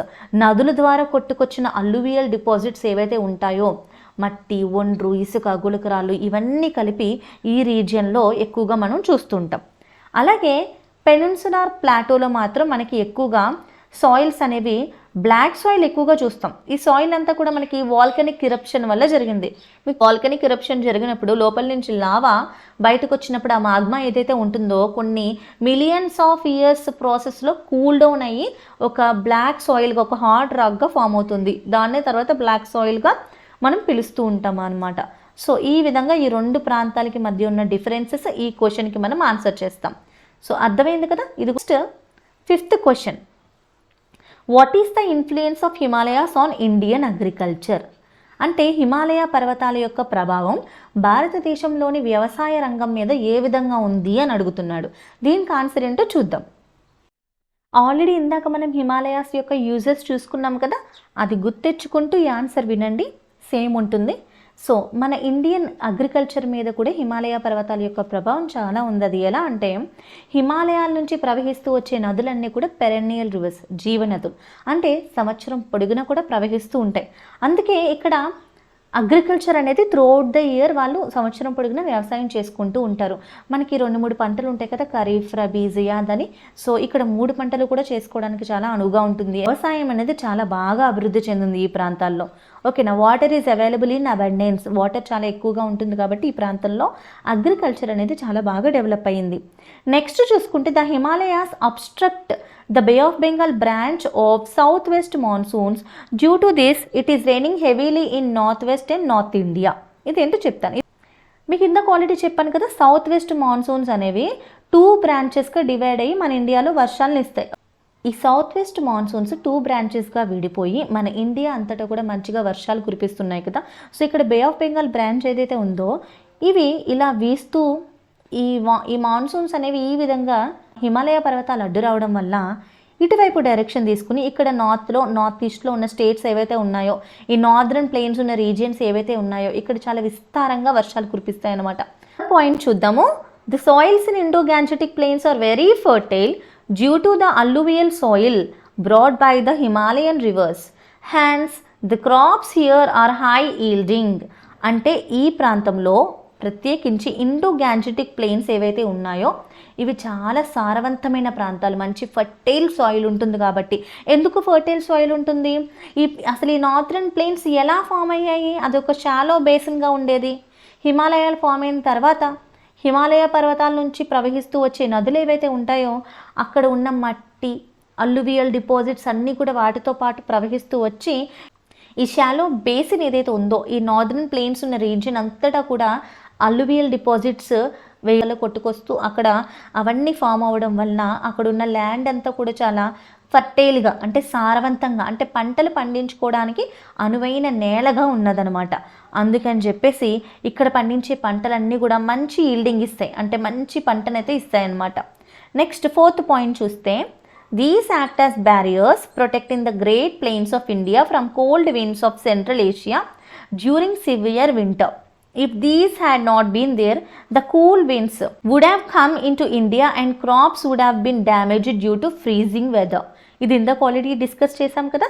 Himalaya పర్వతాలు ఒక బ్యారియర్ లాగా మన కంట్రీని ప్రొటెక్ట్ చేస్తూ సెంట్రల్ ఏషియా నుండి వచ్చే చల్లని గాలులు వింటర్ సీజన్లో అక్కడి నుంచి వీచే చల్లని గాలులు మన కంట్రీలోకి రాకుండా మన దేశంలో ఉండే పంటలన్నీ ఆ ఫ్రీజింగ్ వెదర్కి పాడైపోకుండా కాపాడుతున్నాయని చెప్పుకోవచ్చు. లేదంటే ఆ ఎక్స్ట్రీమ్ వెదర్ కండిషన్స్, ఆ ఎక్స్ట్రీమ్ చలి ఏదైతే ఉంటుందో ఆ చలికి మనుషులు కానీ, అక్కడ ఉండే యానిమల్స్ కానీ, అక్కడ ఉండే వెజిటేషన్ అంటే పాడి పంటలు ఏది కూడా తట్టుకోలేవన్నమాట. Slopes in Himalayas, for example the slopes in Assam are suitable for tea gardens. మీకు తెలుసా ప్రపంచంలో టీ ప్రొడక్షన్లో అస్సాంది కూడా సెకండ్ పొజిషన్ అని, చైనా తర్వాత అస్సాం టీ ప్రొడక్షన్లో సెకండ్ పొజిషన్లో ఉంది. దీనికి కూడా మనకి ఇండైరెక్ట్గా హిమాలయ పర్వతాలే రీజన్ అవుతున్నాయి, గమనించారా? ఎందుకంటే హిమాలయ పర్వత ప్రాంతాల్లో స్లోప్స్ ఎక్కువగా ఉండడం వల్ల టీ గార్డెన్స్ పండించడానికి చాలా అనువుగా ఉంటుందన్నమాట. అక్కడ క్లైమేట్, ఇంకా అక్కడ ల్యాండ్స్కేప్ కూడా. So next Jammu and Kashmir ప్రాంతాల్లో చూడండి వెరైటీ ఆఫ్ ఫ్రూట్స్ ఉంటాయి మనకి. యాపిల్స్, గ్రేప్స్, వాల్నట్స్ కూడా గ్రో అవుతాయి. ఇలా వెరైటీ ఆఫ్ ఫ్రూట్స్ కూడా గ్రో అవ్వడానికి మనకి హిమాలయ పర్వతాలు, అక్కడున్న క్లైమేటిక్ కండిషన్స్ చాలా సూటబుల్గా ఉన్నాయని చెప్పుకోవచ్చు. సో ఈ విధంగా హిమాలయ పర్వతాలు భారతదేశంలోని వ్యవసాయ రంగాన్ని ప్రభావితం చేస్తున్నాయి. So now let us look at the sixth question. Indo-Gangetic plains have high density of population. Find the reasons. In the world, what is the highest populated country? Obviously India. ఇదివరకు China ఉండేది, ఇప్పుడు మనం చైనాను కూడా beat చేసేసి first పొజిషన్లో ఉన్నాం పాపులేషన్లో కదా. అండ్ అందులోకి మన country highest populated country in the world కదా. సో మన కంట్రీలో ఏ స్టేట్లో ఎక్కువ పాపులేషన్ ఉంది తెలుసా మీకు? ఉత్తరప్రదేశ్లో ఉంది. UP has the highest population in our country. UP is located obviously in the north India, northern plains. ఆ యూపీ ఎక్కడ లొకేట్ అయి ఉంది? నార్దర్న్ ప్లెయిన్స్లో. యూపీయే కాదు, దాని పరిసర స్టేట్స్, పరిసర ప్రాంతాల్లో జనాభా ఎక్కువగా ఉన్నారనమాట. ఎందుకు అంటే ఇప్పుడు ఒక చోట జనాభా ఎక్కువ ఉన్నారంటే అక్కడ కొన్ని రీజన్స్ ఉంటాయి కదా. ఫస్ట్ సపోజ్ చూడండి, ఎడారి ప్రాంతాల్లో జనాభా ఎక్కువ మీరు గమనిస్తారా? ఆర్కిటిక్ లాంటి చల్లని ప్రాంతాల్లో జనాభా ఎక్కువ కనిపిస్తారా? కనిపించరు. మరి ఎలాంటి ప్రాంతాల్లో జనాభా ఎక్కువగా ఉంటారు? అన్ని రకాల సదుపాయాలు ఉన్న ప్రాంతాల్లో జనాలు ఎక్కువగా నివసించడానికి ఇష్టపడుతుంటారు. ఈవెన్ చూడండి, మనం కూడా ఉన్న పల్లెటూరుల్లో నుంచి అక్కడ సరైన సదుపాయాలు లేకపోయినా ఈ ఇండో గ్యాంజెటిక్ ప్లేన్స్లో పాపులేషన్ ఎక్కువగా ఉండడానికి డిఫరెంట్ కపుల్ ఆఫ్ రీజన్స్ అయితే ఉన్నాయి.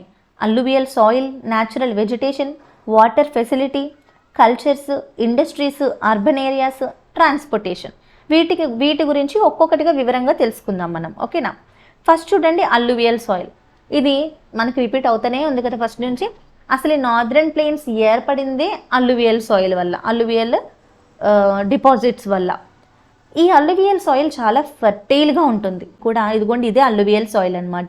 ఈ అల్లువియల్ సాయిల్ అనేది రకరకాల పంటలు పండించడానికి చాలా సూటబుల్గా ఉంటుంది. సో ఇందుకని ఎక్కడైతే పంటలు ఎక్కువగా పండిస్తారో, ఎక్కడైతే ఫుడ్ ప్రొడక్షన్ బాగా ఉంటుందో, అగ్రికల్చర్ బాగా ఉందో, డెఫినెట్లీ అక్కడ జనాభా ఎక్కువగా ఉంటారు. ఇది కాకుండా సెకండ్ది ఏంటి? Natural vegetation. వెజిటేషన్ అంటే ఏంటి? వృక్షజాతి, ఓకేనా? అంటే లైక్ రకరకాల చెట్లు, అడవులు. అలాగే ఈ ఇండో గ్యాంజెటిక్ ప్లెయిన్స్లో మంచి గుడ్ అమౌంట్ ఆఫ్ రెయిన్ఫాల్ కూడా ఉంటుంది కాబట్టి ఈ ప్రాంతాల్లో అడవులు కూడా ఎక్కువగా ఉన్నాయని చెప్పుకోవచ్చు. ఈ అడవుల్లో మనకి చూడండి timber, fuel wood, medicinal plants ఇవన్నీ కూడా అధికంగా దొరుకుతాయి అన్నమాట. ఓకే, అదే కాకుండా వాటర్ ఫెసిలిటీ. అసలు మనుషులు జీవించడానికి ముఖ్యమైన వాటిల్లో వాటర్ కూడా ఒకటి. మనకు ఆల్రెడీ తెలుసు, ప్రపంచంలో సివిలైజేషన్స్ అన్నీ కూడా నీటి పక్కనే మొదలయ్యాయి కదా. ఇండస్ వ్యాలీ సివిలైజేషన్ ఏంటి, ఈజిప్షియన్ సివిలైజేషన్, మెసోపోటేమియన్ సివిలైజేషన్, ఈ సివిలైజేషన్స్ అన్నీ కూడా మనకి నదుల పక్కనే కదా మొదలయ్యాయి. ఎందుకంటే water is important resource for the human kind. అలాగే ఈ ప్రాంతాల్లో ఈ ఇండో గ్యాంజెటిక్ ప్లేన్స్లో వాటర్ ఫెసిలిటీ అనేది చాలా అబెండెంట్గా ఉంది. చూడండి, water is very important need for people and water is always available in this region. So many people reside in this region. ఇప్పుడు మీరు మీ ఫాదర్కి ఏదైనా ఏమంటారు వేరే ప్రాంతానికి వెళ్ళి పనిచేసే ఆఫర్ వచ్చింది అనుకోండి, ఎడారి ప్రాంతాలకు వెళ్ళి పనిచేసే ఆఫర్ వచ్చింది అనుకోండి, వెళ్ళడానికి ఇష్టపడతారా? ఇష్టపడరు. ఎందుకంటే అక్కడ వాటర్ ఫెసిలిటీ ఎక్కువగా ఉండదు, నెక్స్ట్ క్లైమేటిక్ కండిషన్ సూటబుల్గా ఉండదు. ఎక్కడైతే మనకు కావాల్సినవన్నీ ఎక్కువగా ఉంటాయో ఆ ప్రాంతానికి వెళ్ళడానికి ఇష్టపడతాం.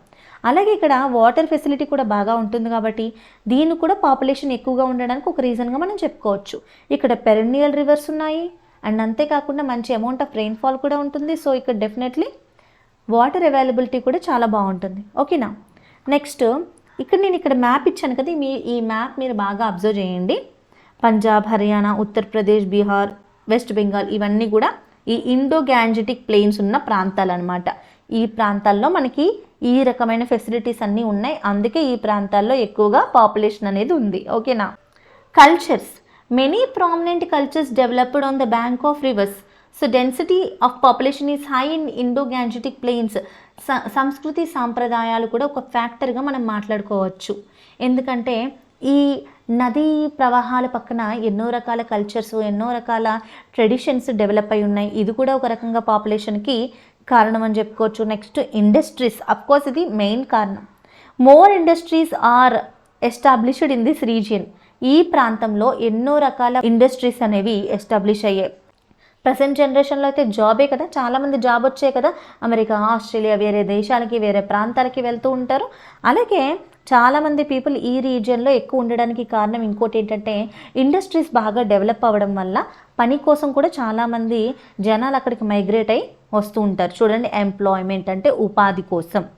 నెక్స్ట్ అర్బన్ ఏరియా, పట్టణ ప్రాంతాలు. More towns or developed in this region. ఈ ఇండో గ్యాంజెటిక్ ప్లెయిన్స్లో ఎక్కువగా టౌన్స్ అనేవి డెవలప్ అయ్యాయి. People migrate to this region for education, business, employment. So this region has high density of population. మనకి పల్లెటూరులో పోలిస్తే పట్టణ ప్రాంతాల్లో ఎక్కువగా డిఫరెంట్ టైప్ ఆఫ్ ఫెసిలిటీస్ అనేవి మనకి దొరుకుతాయి. ఇప్పుడు చూడండి, మనకి గ్రామాల్లో ఎక్కువగా మనకి ఇండస్ట్రీస్ ఉంటాయా లేదా సిటీస్లో ఉంటాయా? సిటీస్లో రకరకాల జాబ్ ఆపర్చునిటీస్ కూడా మనకి ఎక్కువగా దొరుకుతుంటాయి కదా. ఈ ఇండో గ్యాంజెటిక్ ప్లెయిన్స్లో పట్టణాభివృద్ధి ఎక్కువగా జరగడం వల్ల ఇక్కడ బిజినెస్ ఆప్షన్స్ కానీ, ఉపాధి అవకాశాలు కానీ, ఎడ్యుకేషన్ అంటే చదువుకి రకరకాల మార్గాలు కానీ దొరకడం వల్ల చాలామంది ప్రజలు మైగ్రేట్ అయ్యి ఈ ప్రాంతాల్లో స్థిరపడడం వల్ల ఇది హై డెన్సిటీ ఆఫ్ పాపులేషన్ ఉన్న ఏరియాస్గా పేరుగాంచింది. అదే కాకుండా ట్రాన్స్పోర్టేషన్, డెఫినెట్గా మనకి రవాణా సౌకర్యం కూడా ఇంపార్టెంట్. ఇక్కడ బిజినెస్ డెవలప్ అవ్వడం, ఎంప్లాయ్మెంట్ డెవలప్ అవ్వడం, ఎడ్యుకేషన్ డెవలప్ అవ్వడం, మంచిగా వ్యవసాయం జరగడం, ఇవన్నీ జరుగుతున్నాయి. సాఫీగా జరగాలంటే మనకు కావాల్సింది రవాణా సౌకర్యం, అంతే కదా. స్కూల్స్కి వెళ్ళాలన్నా, పనులకి వెళ్ళాలన్నా, లేదంటే చూడండి పండించిన పంటలు మార్కెట్కి చేరాలన్నా, ఇండస్ట్రీస్కి రా మెటీరియల్స్ చేరాలన్నా, అండ్ తయారైన ప్రొడక్ట్స్ ఇండస్ట్రీస్ నుంచి మార్కెట్కి వెళ్ళాలన్నా డెఫినెట్గా మనకి కావాల్సింది ఏంటి? ట్రాన్స్పోర్టేషన్. ఈ ఇండో గ్యాంజెటిక్ ప్లెయిన్స్లో ట్రాన్స్పోర్టేషన్ కూడా చాలా బాగా అభివృద్ధి చెందింది. Transportation is well developed in Indo Gangetic plains. ఈ ఇండో గ్యాంజెటిక్ ప్రాంతాల్లో రవాణా సౌకర్యం బాగా డెవలప్ అయింది. రోడ్వేస్, రైల్వేస్ ఇవన్నీ కూడా modes of cheap transport in plain areas. ఈ విధంగా ఈ ప్రాంతాల్లో చక్కటి రవాణా సౌకర్యం ఉండడం వల్ల కూడా చాలామంది ప్రజలు ఇక్కడ స్థిరపడడం, ఆ విధంగా హైయెస్ట్ డెన్సిటీ ఆఫ్ పాపులేషన్ ఉన్న ఏరియాగా పరిగణించబడింది అనమాట. So these are all the reasons of high density of population in Indo Gangetic plains. అర్థమైంది కదా. Alluvial soil, natural vegetation, water facility, cultures, industries, urban area and transportation. మీరు ఏవి కూడా answers by heart చేయొద్దు, బట్టి పట్టాల్సిన అవసరం లేదు. ఇలా మన వీడియోలు చూడండి, ఎక్స్ప్లెనేషన్ వినండి, అర్థం చేసుకోండి, కంటెంట్ ఏంటనేది నేర్చుకోండి. ఓకేనా. మనం ప్రజెన్స్ ఆఫ్ మైండ్తో, కాన్సన్ట్రేషన్తో కంటెంట్ ఏంటనేది నేర్చుకుంటే, తెలుసుకుంటే చాలా ఈజీగా మీరు ఆన్సర్ చేయగలుగుతారు. ఓకేనా. ట్రై చేయండి వీడియో అయిపోయిన తర్వాత. Okay. Now let us see the 7th question.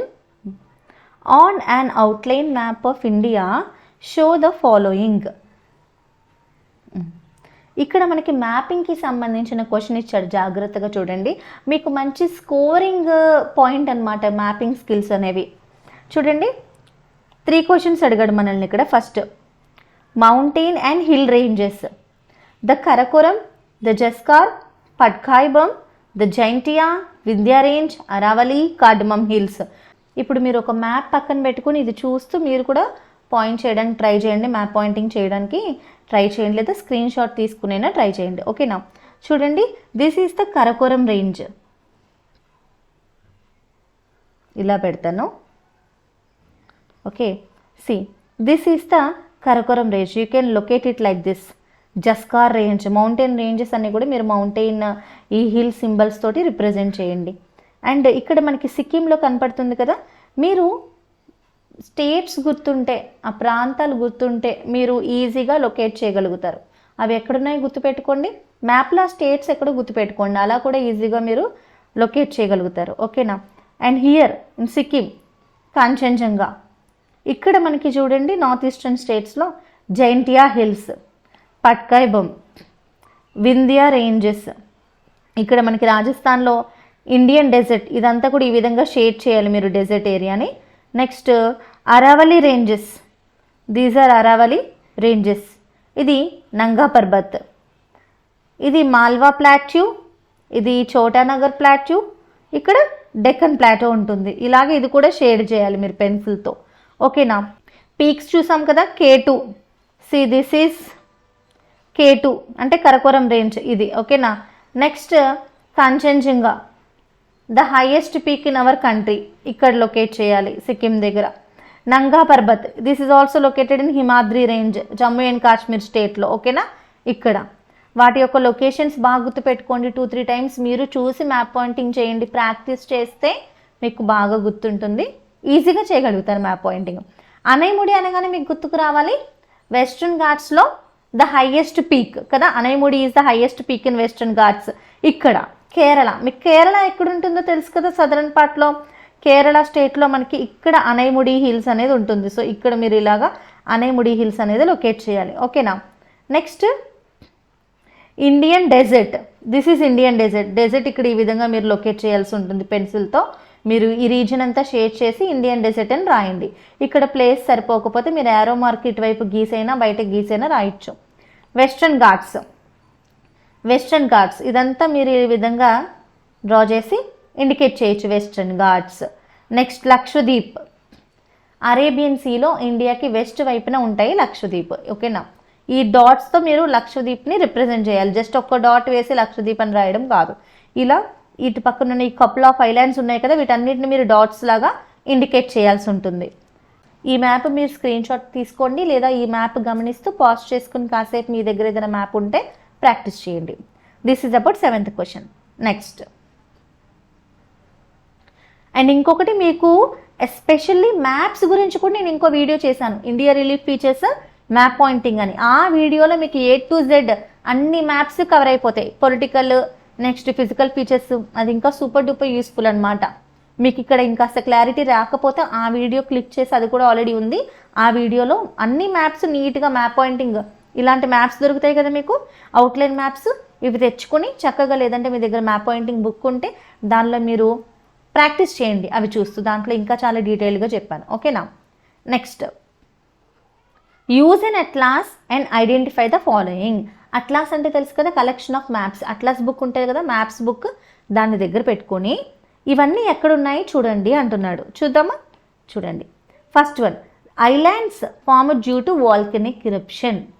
దీనికి ఆన్సర్ ఏంటో మీకు 5 seconds టైం ఇస్తాను, కామెంట్ చేయండి.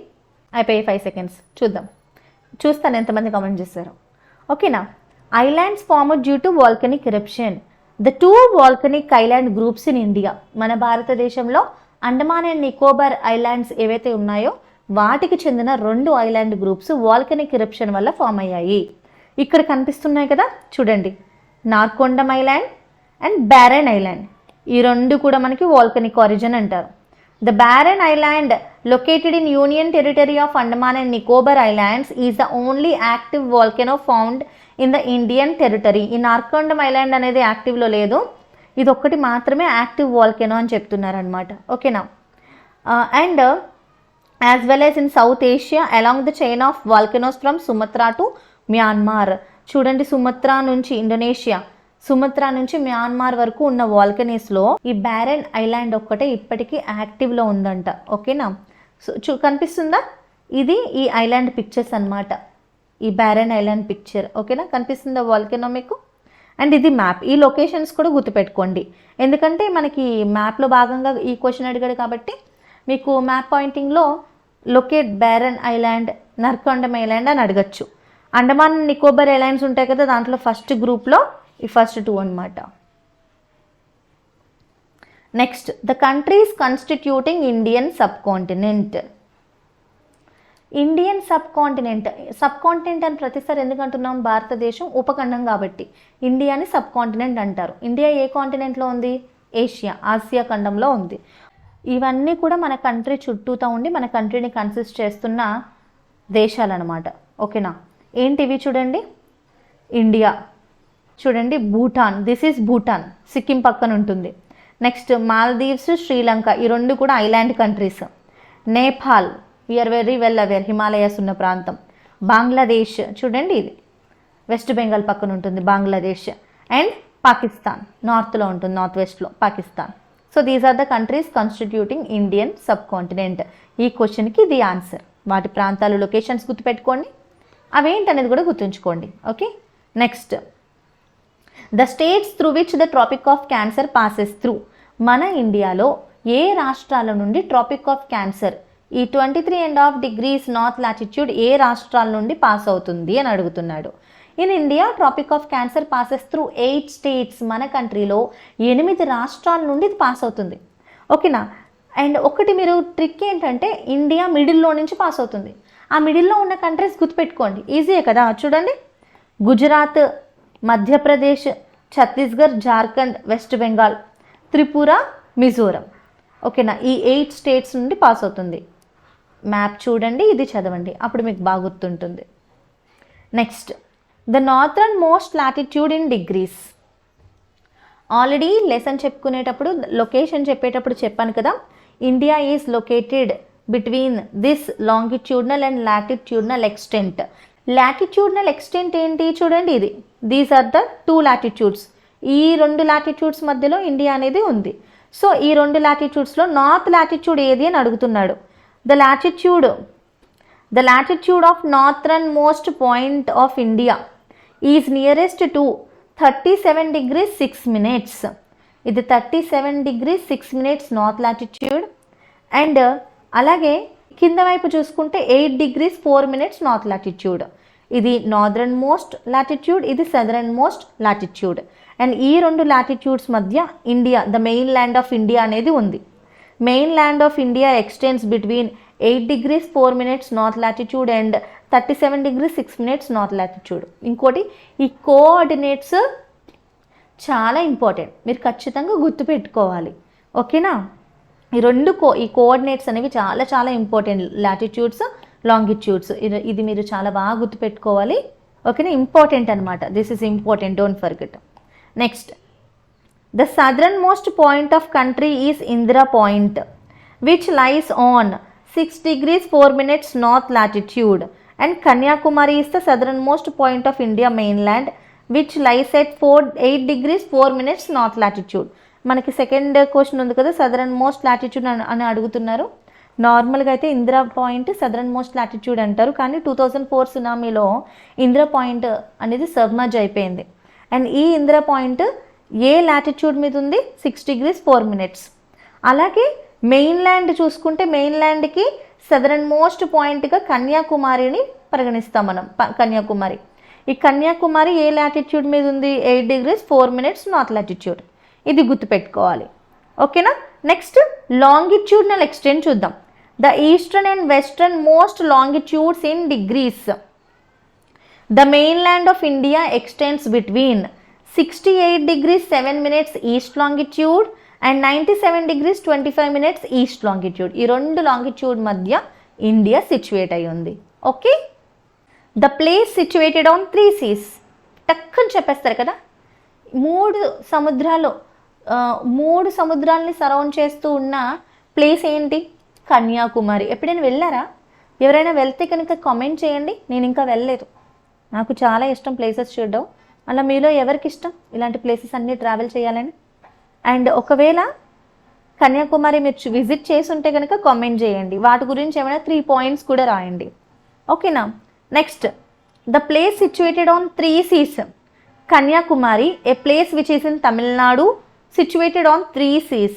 ఇది మన ఇండియా మ్యాప్. ఇది చూడండి, ఇది తమిళనాడు స్టేట్ అండ్ ఇది కన్యాకుమారి ప్రాంతం. ఓకేనా? ఈ కన్యాకుమారి అనే ప్లేస్ ఈ 3 సముద్రాల్ని తాకుతూ ఉందన్నమాట. It is the confluence of western coastal plains and eastern coastal plains. It is also called the Triveni Sangam of 3 seas, namely bay of Bengal, Arabian sea, Indian ocean.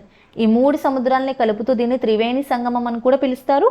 Eastern coastal plain, western coastal plain, రెండు కలిపి అంటే రెండు కలుస్తున్న పాయింట్గా కూడా కన్యాకుమారిని consider చేస్తారు. Okay, next the straight separating Sri Lanka from India. Straight అంటే జలసంధి.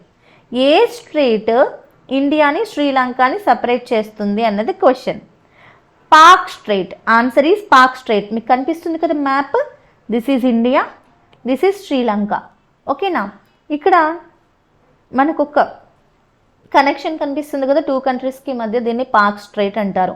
Separates India and Sri Lanka and the straight is named after Robert Pak who was a governor of Madras during the company Raj period. British టైంలో ఈ రాబర్ట్ పాక్ అనే వ్యక్తి పేరు మీదుగా ఈ పాక్ స్ట్రెయిట్కి నేమ్ అనేది వచ్చింది.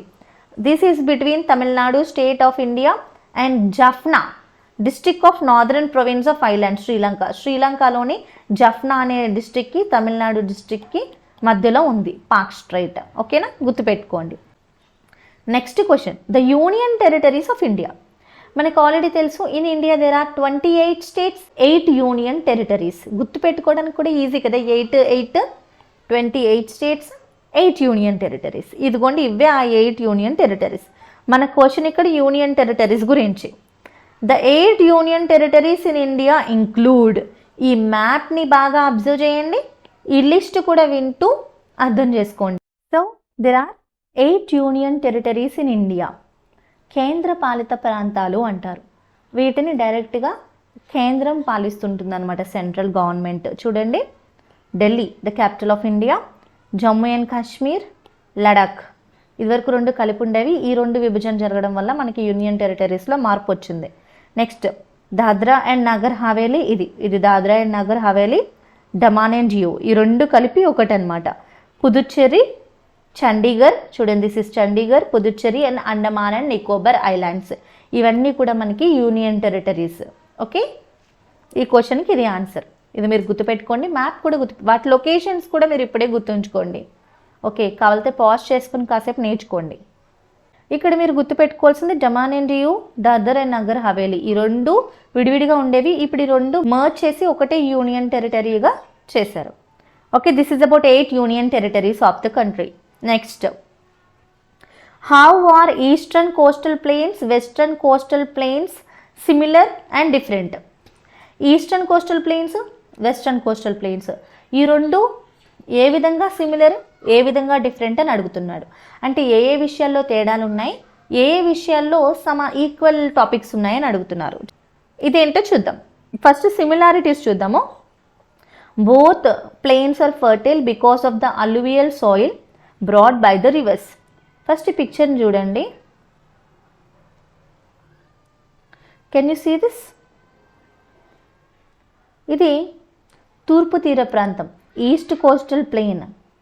ఇది పడమటి తీర ప్రాంతం, వెస్ట్ కోస్టల్ ప్లెయిన్స్.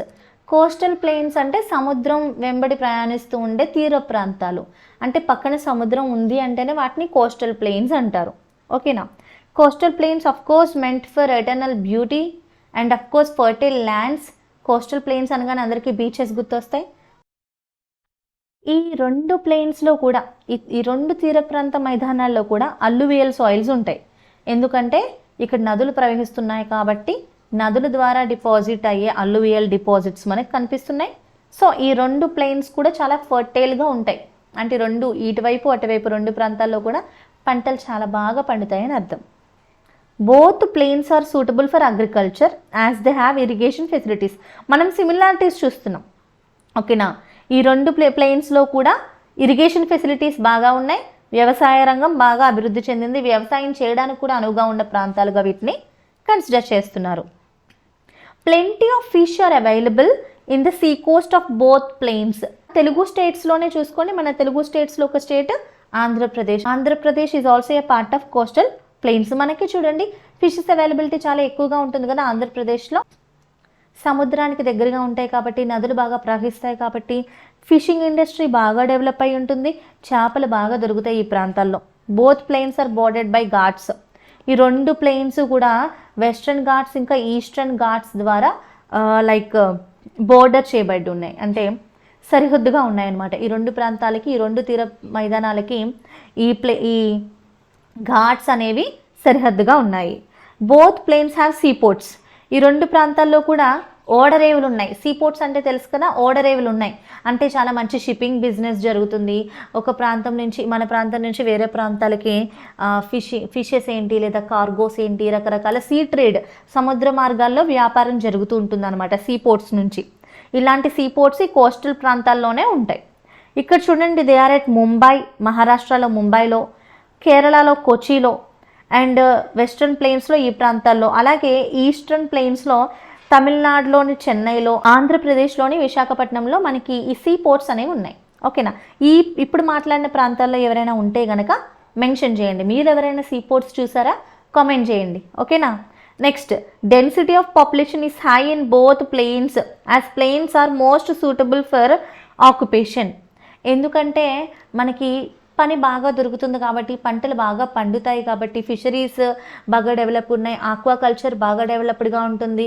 అలాగే అండ్ కోస్టల్ ప్లెయిన్స్ కాబట్టి మంచి ఇరిగేషన్ ఫెసిలిటీస్ ఉంటాయి, వాటర్ అవైలబిలిటీ ఉంటాయి కాబట్టి ఆబ్వియస్లీ ఈ ప్రాంతాల్లో కూడా జనాభా బాగుంటుంది అనమాట. ఈ పాయింట్స్ అన్నీ కూడా సిమిలారిటీస్ అనమాట ఈస్టర్న్ కోస్టల్ ప్లెయిన్స్కి, వెస్టర్న్ కోస్టల్ ప్లెయిన్స్కి. Now let us understand about the differences. ఇప్పుడు డిఫరెన్సెస్ ఏంటో చూద్దాం. ఇది eastern coastal plain, western coastal plain. So now let us look at the first point. Eastern plains located between Eastern Ghats and Bay of Bengal along the seashore. అంటే ఈ సముద్రాన్ని వెంబడిస్తూ ఈ సముద్రానికి ఈస్టర్న్ ఘాట్స్కి మధ్యలో ఈస్టర్న్ కోస్టల్ ప్లెయిన్స్ అనేవి locate అయి ఉన్నాయి. These are the eastern coastal plains. ఓకేనా. అలాగే western coastal plains are located between western ghats and Arabian sea. Western ఘాట్స్కి అరేబియన్ సీకి మధ్యలో ఉన్నవి western coastal plains. Next, eastern coastal plains stretch from Mahanadi in Orissa to Kaveri delta in Tamil Nadu. ఒరిస్సాలోని మహానది నుండి తమిళనాడులోని కావేరీ నది వరకు ఈ ఈస్టర్న్ ప్లెయిన్స్ అనేవి ఎక్స్టెండ్ అయి ఉన్నాయి, విస్తరించి ఉన్నాయి. ఓకేనా. Western plains stretch from run of Kutch in Gujarat to Kanyakumari in Tamil Nadu.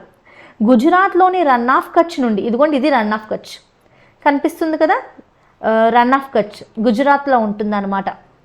ఇక్కడ సాల్ట్ డెజర్ట్ ఉంటుంది. ఎవరైనా విజిట్ చేశారు ఆ ప్లేస్ని? చేస్తుంటే కనుక కామెంట్ చేయండి. గుజరాత్లోని రన్ ఆఫ్ కచ్ నుంచి తమిళనాడులోని కన్యాకుమారి వరకు ఈ వెస్ట్ కోస్టల్ ప్లెయిన్స్ విస్తరించున్నాయి. ఓకేనా, ఎక్స్టెండ్ అయి ఉన్నాయన్నమాట. Eastern ghats are wider and flat, western ghats are narrow and uneven. అంటే ఈ రెండిట్లో మనకి కంపారిజన్స్ చూస్తే ఈస్టర్న్ ఘాట్స్ చాలా విశాలంగా వెడల్పు ఎక్కువ కలిగి ఉన్నాయన్నమాట, ఫ్లాట్గా ఉన్నాయి. అదే వెస్ట్రన్ ఘాట్స్ చూస్తే నారోగా అనీవెన్గా ఉన్నాయి. దీనికి ఇంకొక రీజన్ మనం ఆల్రెడీ లెసన్ ఎక్స్ప్లెనేషన్లో చెప్పుకున్నాము. వెస్ట్రన్ ఘాట్ ఈస్టర్న్ ఘాట్స్తో పోలిస్తే కాస్త హైట్లో ఉంటుందన్నమాట. పిక్చర్ చూడండి, ఈ వెస్ట్రన్ ఘాట్ ఉంది కదా, ఇది దీనికన్నా కాస్త ఎత్తులో ఉంటుంది. ఇలా నదులన్నీ కూడా మనకి వెస్ట్ నుండి ఈస్ట్కి ప్రవహిస్తుంటాయి కదా, గోదావరి, కృష్ణ. ఎందుకంటే మనకి ఈ ఏరియా కాస్త టిల్ట్ అయి స్లోప్ ఉంటుంది, ఎత్తులో ఉంటుంది. ఈస్ట్ కన్నా వెస్ట్ కోస్ట్ కాస్త ఎత్తుగా ఉంటుంది అనమాట, నారోగా కూడా ఉంటుంది, కాస్త ఇరుకుగా ఉంటాయి ఇక్కడ ప్లెయిన్స్. ఈస్టర్న్ ఘాట్స్ వైడర్గా ఫ్లాట్గా ఉంటాయి, వెస్ట్రన్ ఘాట్స్ నారోగా అనీవెన్గా ఉంటాయి. Next, Chilka, Kolleru, Pulicat lake are in eastern plains. ఈ ఫ్రెష్ వాటర్ లేక్స్ ఉన్నాయి కదా, ఒరిస్సాలోని చిల్కా లేక్, ఇక్కడ మనకి పులికాట్ లేక్, అలాగే ఆంధ్రాలో కొల్లేరు లేక్, ఇవన్నీ కూడా ఈస్టర్న్ ప్లెయిన్స్లో లొకేట్ అయి ఉన్నాయి. అలాగే back waters are there in the coast of Kerala in western plains. ఇక్కడ కేరళ మనకి టాప్ మోస్ట్ టూరిస్ట్ ఏరియా కదా, కేరళలో మనకి బ్యాక్ వాటర్స్ ఎక్కువగా ఉంటాయన్నమాట. నెక్స్ట్ చూసుకుంటే it has deltas formed by reverse Mahanadi, Godavari, Krishna. ఈ ఈస్టర్న్ కోస్టల్ ప్లెయిన్స్లో మనకి చూడండి, ఇక్కడ మీకు ట్రయాంగిల్గా ఒక ప్రాంతం కనిపిస్తుంది కదా, ఇవి మీకు ఇక్కడ ట్రయాంగులర్ రీజియన్స్ కనిపిస్తున్నాయి కదా, Godavari delta, Krishna delta, Mahanadi. Fertile ల్యాండ్స్కి మంచి బెస్ట్ ప్లేసెస్ అనమాట. ఓకేనా. Next, these plains are divided into different type of coast. అంటే ఈ ఈస్టర్న్ కోస్టల్ ప్లెయిన్స్ 3 తీర ప్రాంతాలుగా డివైడ్ అయి ఉన్నాయి. వాటి పేర్లు అనమాట, తీర ప్రాంతం ఒకటే, సో 3 చోట్ల 3 రకాల పేర్లతో పిలుస్తారు. అదేంటనేది చూద్దాం. ఒరిస్సాలో ఉత్కల్ కోస్ట్ అంటారు, మన ఇక్కడ ఆంధ్రప్రదేశ్లో సర్కార్ కోస్ట్ అంటారు, లేదా నార్థరన్ సర్కార్స్ అని కూడా అంటారు. తమిళనాడులో కోరమండల్ కోస్ట్ అంటారు చూడండి. ఉత్కల్ కోస్ట్, ఈ భాగం అంతా ఉత్కల్ కోస్ట్, ఇదంతా ఆంధ్ర కోస్ట్ లేదా నార్దర్న్ సర్కార్స్. నెక్స్ట్ ఈ భాగం అంతా కూడా కోరమండల్ కోస్ట్. ఓకేనా. అలాగే వెస్టర్న్ కోస్టల్ ప్లెయిన్స్లో కూడా 3 చోట్ల 3 రకాల పేర్లతో పిలుస్తారు. These plains are also divided in 2, Konkan coast, Kanara coast, Malabar coast. చూడండి, this is Konkan coast. Maharashtra, Goa ఉంటుంది కదా, ఇది కొంకన్ కోస్ట్. కర్ణాటక ఉంటుంది కదా, ఇది కన్నడ ప్లెయిన్ లేదా కెనరా కోస్ట్ అంటారు. అండ్ ఇక్కడ కేరళ ఉండే ప్రాంతాన్ని మొత్తం మలబార్ కోస్ట్ అంటారు, మలబార్. ఓకేనా. ఈస్టర్న్ కోస్టల్ ప్లెయిన్స్ ఏవైతే ఉన్నాయో these plains receive rainfall from south west monsoons and north east monsoons. These plains receive less rainfall than the western plains. Western ప్లెయిన్స్తో పోలిస్తే ఈస్టర్న్ ప్లెయిన్స్లో వర్షపాతం కాస్త తక్కువగా ఉంటుంది.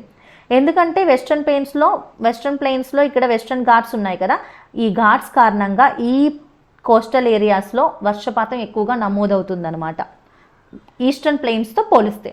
ఓకేనా. అండ్ ఈస్టర్న్ ప్లెయిన్స్లో south west, north east monsoons వల్ల వర్షాలు అనేవి పడుతూ ఉంటాయి.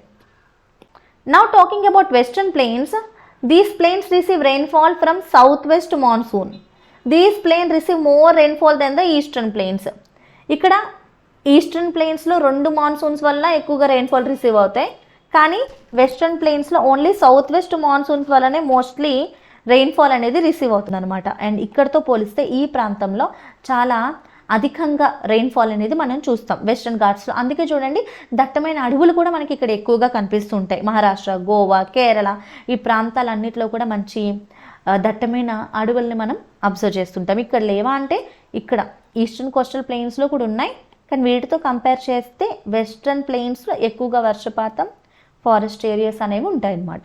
These plains are located at lower elevation than the western plain. ఇందాక మీకు చెప్పాను కదా, ఈస్టర్న్ ప్లెయిన్స్ లోవర్ ఎలివేషన్లో లొకేట్ అయ్యాయి, తక్కువ ఎత్తులో.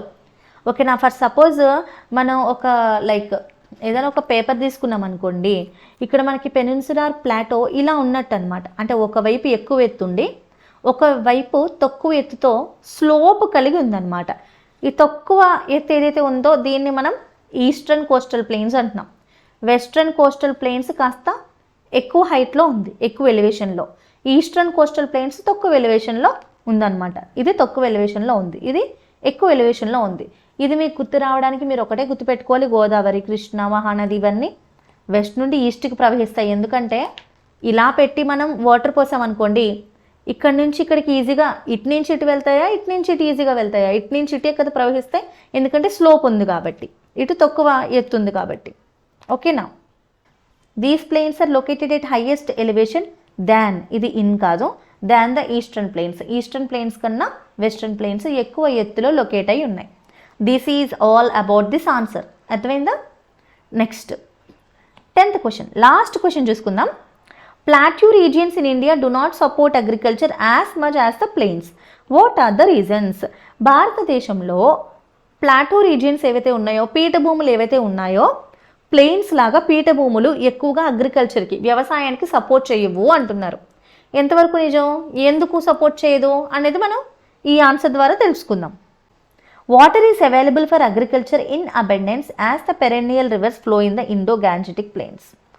ప్లెయిన్స్లో చూడండి, ప్లెయిన్స్ అంటే కోస్టల్, మన సౌత్ ఇండియన్ కోస్టల్ ప్లెయిన్సే కాదు, ఇండో-గాంజెటిక్ ప్లెయిన్స్ గురించి మాట్లాడుతున్నాం ఎక్కువగా. ఇండో-గాంజెటిక్ ప్లెయిన్స్లో Himalayan rivers throughout the year ప్రవహించడం వల్ల మనకి వాటర్ అనేది అసలు చాలా ఎక్కువగా దొరుకుతుంది, అబండెంట్ అంటే ఎక్కువగా దొరుకుతుంది. కాబట్టి ఈ పెరెన్నియల్ రివర్స్, ఈ జీవనదుల యొక్క ప్రవాహం వల్ల ఇక్కడ వాటర్ ఎక్కువగా ఉంటుంది, కాబట్టి వ్యవసాయానికి చాలా అనువుగా ఉంటుంది. There is not enough water for crops during summer season as rainfed rivers flow in peninsular plateau. ఇక్కడ పంటలు పండించుకోవడానికి ఎనఫ్ వాటర్ ఉండదు, ఎందుకంటే ఇక్కడ పెరెన్నియల్ రివర్స్ లేవు కదా. ఇక్కడ ఐదర్ పంటలు పండించడానికి వర్షాల మీద ఆధారపడతారు, అండ్ అంతేకాకుండా ఇక్కడ రెయిన్-ఫెడ్ రివర్స్, ఈ రివర్స్ అన్నీ కూడా వర్షాల వల్ల ప్రవహిస్తున్నాయి. కాబట్టి సమ్మర్ సీజన్లో వీటి యొక్క ఫ్లో తగ్గడం, లేదా కొన్ని చోట్ల ఎండిపోవడం, వాటర్ లెవెల్స్ తగ్గడం లాంటివి జరగడం వల్ల ఒక క్రాప్ మాత్రమే రెయిన్ఫాల్ మీద ఆధారపడతారు, మరొక క్రాప్ బోర్వెల్స్ మీద డిపెండ్ అయ్యి క్రాప్స్ అనేది పండిస్తూ ఉంటారు ఈ ప్రాంతంలో. ఇది ఒక రీజన్ అని చెప్పుకోవచ్చు ఎందుకు ప్లాటో సపోర్ట్ చేయదు అగ్రికల్చర్కి అని.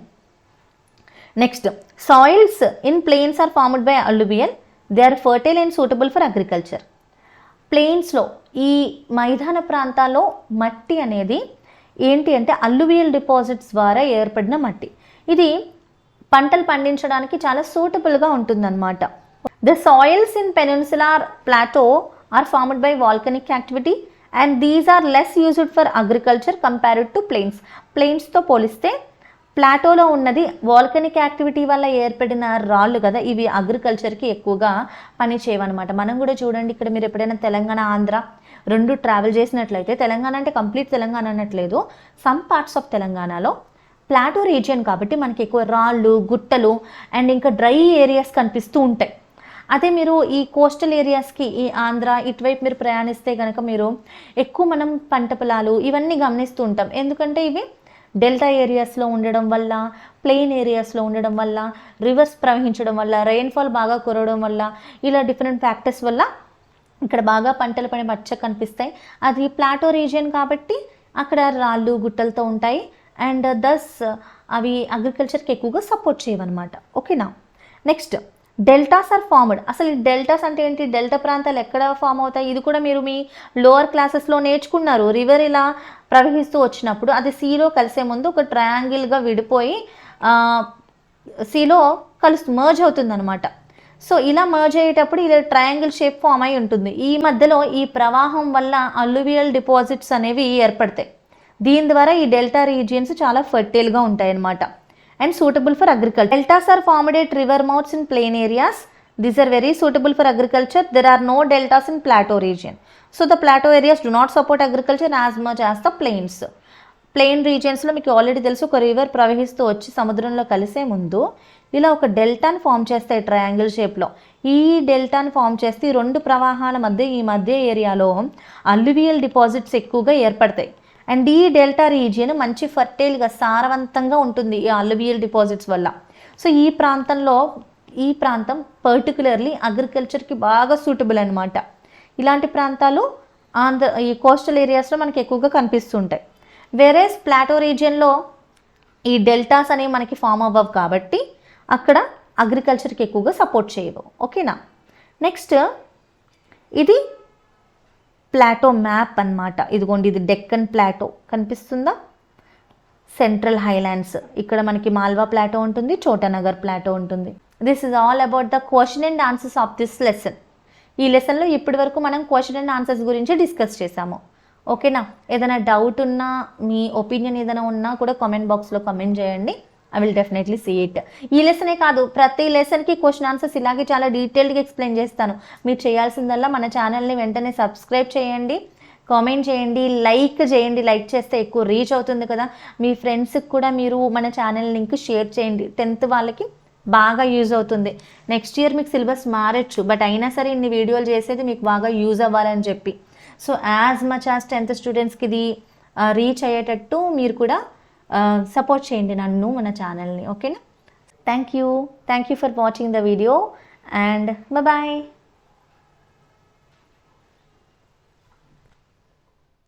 సో ఇప్పటి వరకు మనం క్వశ్చన్ అండ్ ఆన్సర్స్ ఎక్స్ప్లెయిన్ చేసుకున్నాం కదా. సో ఇప్పుడు కీవర్డ్స్ గురించి డిస్కస్ చేద్దాం. ఈ లెసన్లో కొన్ని కీవర్డ్స్ ఉన్నాయి, ఆ కీవర్డ్స్ గురించి మనం డిస్కస్ చేద్దాం. ఓకే. ఇది మీ ఏపీ ఇంకా తెలంగాణ రెండు స్టేట్స్ యొక్క స్టేట్ టెక్స్ట్ బుక్స్ ఉన్నాయి కదా. ఆ టెక్స్ట్ బుక్లో లెసన్ అయిపోయిన తర్వాత ఈ కీవర్డ్స్ ఉన్నాయి చూడండి. వీటి గురించి మీకు అర్థమయ్యేలా చెప్తాను. కీవర్డ్స్ గురించి ఎందుకు చెప్తున్నానంటే ఇవి మీకు 1 మార్కులో అడగచ్చు, ఫిల్ ఇన్ ద బ్లాంక్స్లో అడగచ్చు. వీటిని బేస్ చేసుకుని కూడా మీకు ఓన్గా క్వశ్చన్స్ ఫ్రేమ్ అవ్వచ్చు. వీటిని తెలుసుకోవడం చాలా ఇంపార్టెంట్. ఓకేనా. పెరెన్నియల్, ఫస్ట్ది పెరెన్నియల్. అసలు పెరెన్నియల్ అంటే అర్థం ఏంటంటే శాశ్వతమైన, సంవత్సరాంతం వరకు, సంవత్సరాల తరబడి, అంటే త్రూ అవుట్ ద ఇయర్, సంవత్సరం మొత్తం ఉండేదాన్ని పెరెన్నియల్ అంటారు. ఈ లెసన్లో ఈ కాంటెక్స్ట్లో పెరెన్నియల్ దేనికి వాడుతున్నాం, రివర్కి. పెరెన్నియల్ రివర్ జీవనది అంటే సంవత్సరం పొడిగిన ప్రవహించే నది, శాశ్వత నది అని అర్థం.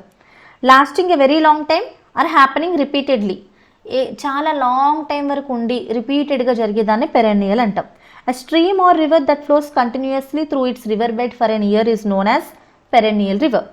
They have water in their river bed for the whole year. ఈ పెరెన్నియల్ రివర్స్లో రివర్ బెడ్ మీద నీళ్లు ఎప్పుడు సంవత్సరం మొత్తం ఉంటాయన్నమాట. ఎగ్జాంపుల్ ఏంటి? హిమాలయన్ రివర్స్ కదా, Indus, Ganga, Brahmaputra. Next this is about perennial. Next coral reefs అంటే ఏంటో చూద్దాం. చూడండి, కోరల్ రీఫ్స్ ప్రవాల బిత్తిక లేదా పగడపు దిబ్బ అని తెలుగులో అంటారు. ఇది మనం గార్డెన్స్ చూస్తూ ఉంటాం కదా, సముద్రంలో అడుగున ఒక గార్డెన్ లాగా లేదా ఒక కాలనీ లాగా రంగురంగులుగా రకరకాలుగా ఉండే వాటిని కోరల్ రీఫ్స్ అంటాం మనం. ఓకేనా? మీరు యానిమేటెడ్ మూవీస్ చూస్తే కనుక నీమో, ఫైండింగ్ డోరా ఇలాంటి మూవీస్లో ఆ ఫిషెస్ అన్నీ కూడా వాటికి ఒక ఇల్లు లాగా, వాటికి ఒక కాలనీ లాగా అనమాట. దాంట్లో మీరు చాలా క్లియర్గా చూడొచ్చు. ఈ కోరల్ రీఫ్స్ అనేవి వాటికి ఒక సింబయోటిక్ రిలేషన్షిప్ కలిగి ఉంటాయి. ఈ రీఫ్స్ ఇంకా మెరైన్ యానిమల్స్, ఫిషెస్ అనే కాదు, ఆక్టోపస్, ఫిష్, టర్టిల్స్, ఇంకా ఆల్ టైప్ ఆఫ్ మెరైన్ యానిమల్స్కి ఈ కోరల్ రీఫ్స్కి ఒక సింబయోటిక్ రిలేషన్షిప్ ఉంటుంది అనమాట. సింబయోటిక్ అంటే తెలుసు కదా, ఒకదాని మీద ఒకటి డిపెండ్ అయ్యి ఉంటూ ఉంటాయి. ఓకేనా? A bank of coral, the top which can sometimes be seen just above the sea. Reef అని దేన్నంటామంటే ఈ కోరల్స్ ఉండే సముద్ర భాగంలో కోరల్స్ ఎక్కడైతే ఉంటాయో దాని పై భాగాన్ని కోరల్ రీఫ్ అంటారు. Coral reef is under water ecosystem characterised by reef building corals. Reefs are formed by colonies of coral polyps held together by the calcium carbonate. Most coral reefs are built from stony corals whose polyps cluster in groups.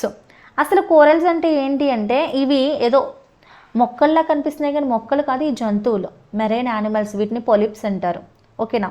ఇవి ఏం చేస్తాయంటే ఒక calcium కార్బోనేట్ని secrete చేస్తూ ఉంటాయి, ఒక bone లాంటి స్ట్రక్చర్ని build చేస్తూ ఉంటాయి అన్నమాట. ఈ కోరల్స్ అన్నీ కూడా ఒకదానికొకటి అటాచ్ అయ్యి ఉండి ఒక ల్యాండ్స్కేప్ని దగ్గరగా ఉండేటట్టు చేస్తాయన్నమాట. వీటి వల్ల మెయిన్గా ఐలాండ్స్ అనేవి ఫామ్ అవుతూ ఉంటాయి కోరల్ రీఫ్స్ వల్ల. ఓకేనా? Coral reefs are massive structure made by lime stone deposited by coral polyps often referred to rain forest of the sea. Coral reefs support approximately 25% of all known marine species. అంటే ఈ aquatic animals ఏవైతే ఉంటాయో సముద్ర గర్భంలో వాటికి 25% వరకు coral reefs support చేస్తున్నాయంట. And ఇలాంటి coral reefs వల్ల మన దేశంలో లక్షద్వీప్ ఐలాండ్స్ అనేవి ఫామ్ అయ్యాయి. ఈ కోరల్ రీఫ్ ఇవి దేనివల్ల ఫామ్ అవుతాయి అన్నాను? మెరైన్ యానిమల్ పొలీప్ ద్వారా. అండ్ వీటి వల్ల ఆరిజినేట్ అయ్యింది లక్షద్వీప్ ఐలాండ్స్. అందుకే అక్కడ రకరకాల యానిమల్ లైఫ్, రకరకాల ప్లాంట్ లైఫ్ అండ్ రకరకాల మెరైన్ యానిమల్స్ కూడా కనిపిస్తూ ఉంటాయి. చాలామంది స్కూబా డైవింగ్ అది చేస్తూ ఉంటారు కదా, సీబెడ్ వాకింగ్ అని, అప్పుడు మీరు వీటిని చూడొచ్చు అనమాట. యాక్చువల్ కోస్టల్ ప్లెయిన్స్, తీర మైదానాలు. ఓకేనా? తీర మైదానాలు అంటే చూడండి, సముద్రం వెంబడిగా ఉండే ప్రాంతాలని తీర మైదానాలు అంటారు, కోస్టల్ ప్లెయిన్స్ అంటారు. ఈ coastal plain is a flat low lying piece of land next to the ocean. సముద్రానికి పక్కగా ఫ్లాట్గా ఉండే ప్రాంతమే coastal plain. To the east and west of peninsular plateau, రెండు వైపులా కూడా 2 narrow strips of plain lands ఉన్నాయి. వాటినే మనం ఈస్టర్న్ కోస్టల్ ప్లెయిన్స్ అంటున్నాం, వెస్టర్న్ కోస్టల్ ప్లెయిన్స్ అంటున్నాం. The east coastal plain is between Eastern Ghats and Bay of Bengal. Simple. చూడండి, ఇది పెనిన్సులార్ ప్లాటో. పెనిన్సులార్ ప్లాటో మనకి ట్రయాంగిల్ షేప్లా ఉంది. దీనికి 3 వైపులా వాటర్ బాడీ ఉంది. ఓకేనా? ఈస్ట్ వైపున బే ఆఫ్ బెంగాల్ ఉంది. బే ఆఫ్ బెంగాల్కి ఆనుకుని ఉన్న తీర ప్రాంతమే ఈస్ట్ కోస్టల్ ప్లెయిన్. ఇది ఇక్కడ ఈస్టర్న్ ఘాట్స్కి, బే ఆఫ్ బెంగాల్కి మధ్యలో ఉంది. అలాగే వెస్ట్రన్ ఘాట్స్కి, అంటే పడమటి కనుమలు, కొండలు అనమాట, హిల్స్. ఘాట్స్ అంటే నథింగ్ బట్ హిల్స్. ఈ వెస్ట్రన్ ఘాట్స్కి, అరేబియన్ సీకి మధ్యలో ఉన్నది west coastal plain. This is all about coastal plains. Peninsula, ద్వీపకల్పము అంటారు తెలుగులో. పెనిన్సులా అంటే ద్వీపకల్పము. It is a land structure. అంటే a land, a stretch of land surrounded by water on its 3 sides. ఒక భూభాగానికి దాని యొక్క 3 వైపులా నీరుని కలిగి ఉంటే ఆ ప్రాంతాన్ని పెనిన్సులా అంటారు, ద్వీపకల్పం అంటారు. ఓకేనా? సో మన సదరన్ పార్ట్ ఆఫ్ ఇండియా ఈ విధంగా 3 వైపులా నీరు కలిగి ఉంది కాబట్టి పెనిన్సులార్ ఇండియా అనేసి అంటారు. పెనిన్సులా అంటే ఇది. ఇండియా కాకుండా మీకు తెలిసిన ఇతర పెనిన్సులార్ కంట్రీస్ని కామెంట్ చేయండి, చూస్తాను ఎంతమంది కరెక్ట్గా చేస్తారో. ఓకేనా? This is peninsula. Okay, next Angara land. కొన్ని కోట్ల సంవత్సరాల క్రితం మన భూమిపైన కాంటినెంట్స్ అన్నీ కూడా ఒక చోటే ఉండేవి. ఇప్పుడున్నట్టు విడివిడిగా కాకుండా కాంటినెంట్స్ అన్నీ ఒకటే చోట, అంటే ల్యాండ్ మొత్తం ఒకటే పెద్ద జెయింట్ ల్యాండ్ స్ట్రక్చర్గా ఉండేది, ఒకటే కాంటినెంట్గా ఉండేది. దాన్ని పంజియా సూపర్ కాంటినెంట్ అనేవారు. ఓకేనా. ఈ కాంటినెంట్ లేటర్ కొన్ని లక్షల సంవత్సరాల కాలమానంలో అవి కొన్ని ప్రాసెస్లు జరిగి కాంటినెంటల్ డ్రిఫ్టింగ్ ద్వారా టెక్టానిక్ ప్లేట్స్ మూమెంట్ వల్ల ఈ పెద్ద భూభాగం 2 భూభాగాలుగా డివైడ్ అయ్యింది. ఓకేనా, 2 భూభాగాలుగా డివైడ్ అయ్యింది. ఈ నార్త్ వైపునున్న భూభాగాన్ని లౌరేషియా లేదా అంగారా ల్యాండ్ అంటాం. The northerly of the 2 continents into which the earth land mass was once divided is called Angara land or Laurasia. అలాగే గొండ్వానా ల్యాండ్ అంటే ద సదరన్ పార్ట్ అనమాట. 2 భాగాలుగా డివైడ్ అయ్యింది అన్నాను కదా. ఒకటేమో లౌరేషియా లేదా అంగారా ల్యాండ్ అంటారు, మరొకటి గొండ్వానా ల్యాండ్ అంటారు. The southerly of the 2 continents into which land mass was once divided is Gondwana land. Next Shivaliks, the third range of Himalaya. Himalayas 3 రేంజెస్గా 3 పర్వత శ్రేణులుగా డివైడ్ అయ్యాయి. హిమాద్రి, హిమాచల్, శివాలిక్.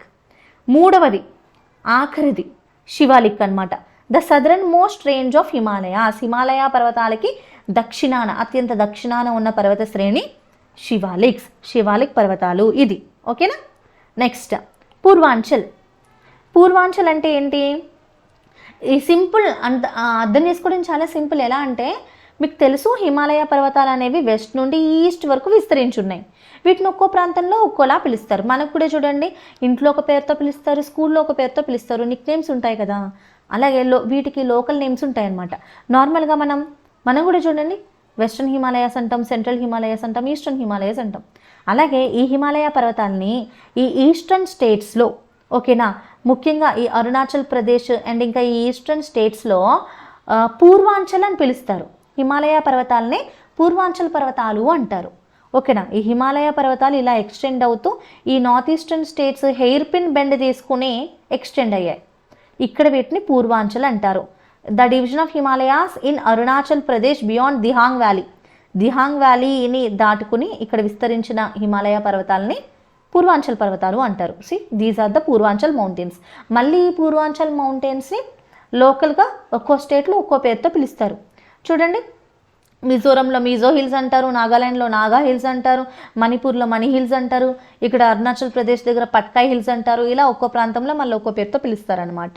ఓకేనా. All together the Himalayas in the eastern India, north eastern India are called as Purvanchal Himalayas. Doon valleys. The valley is lying between lesser Himalayas and Shivalik ranges. Lesser Himalayas అంటే nothing but Himachal range. Himalayas 3 రేంజెస్గా divide అయి ఉన్నాయి. హిమాద్రి, హిమాచల్, శివాలిక్స్.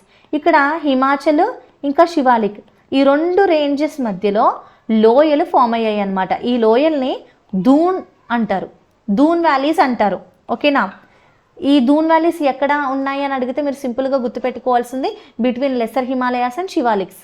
ఈ దూన్స్ ఏమిటో కాదు, డెహ్రాడూన్ అంటాం కదా, ఉత్తరాఖండ్లో ఉన్నాయి చూడండి, పాట్లీడూన్, కోట్లీడూన్, డెహ్రాడూన్, ఇవన్నీ కూడా దూన్స్ అన్నమాట. ఓకేనా. పర్వత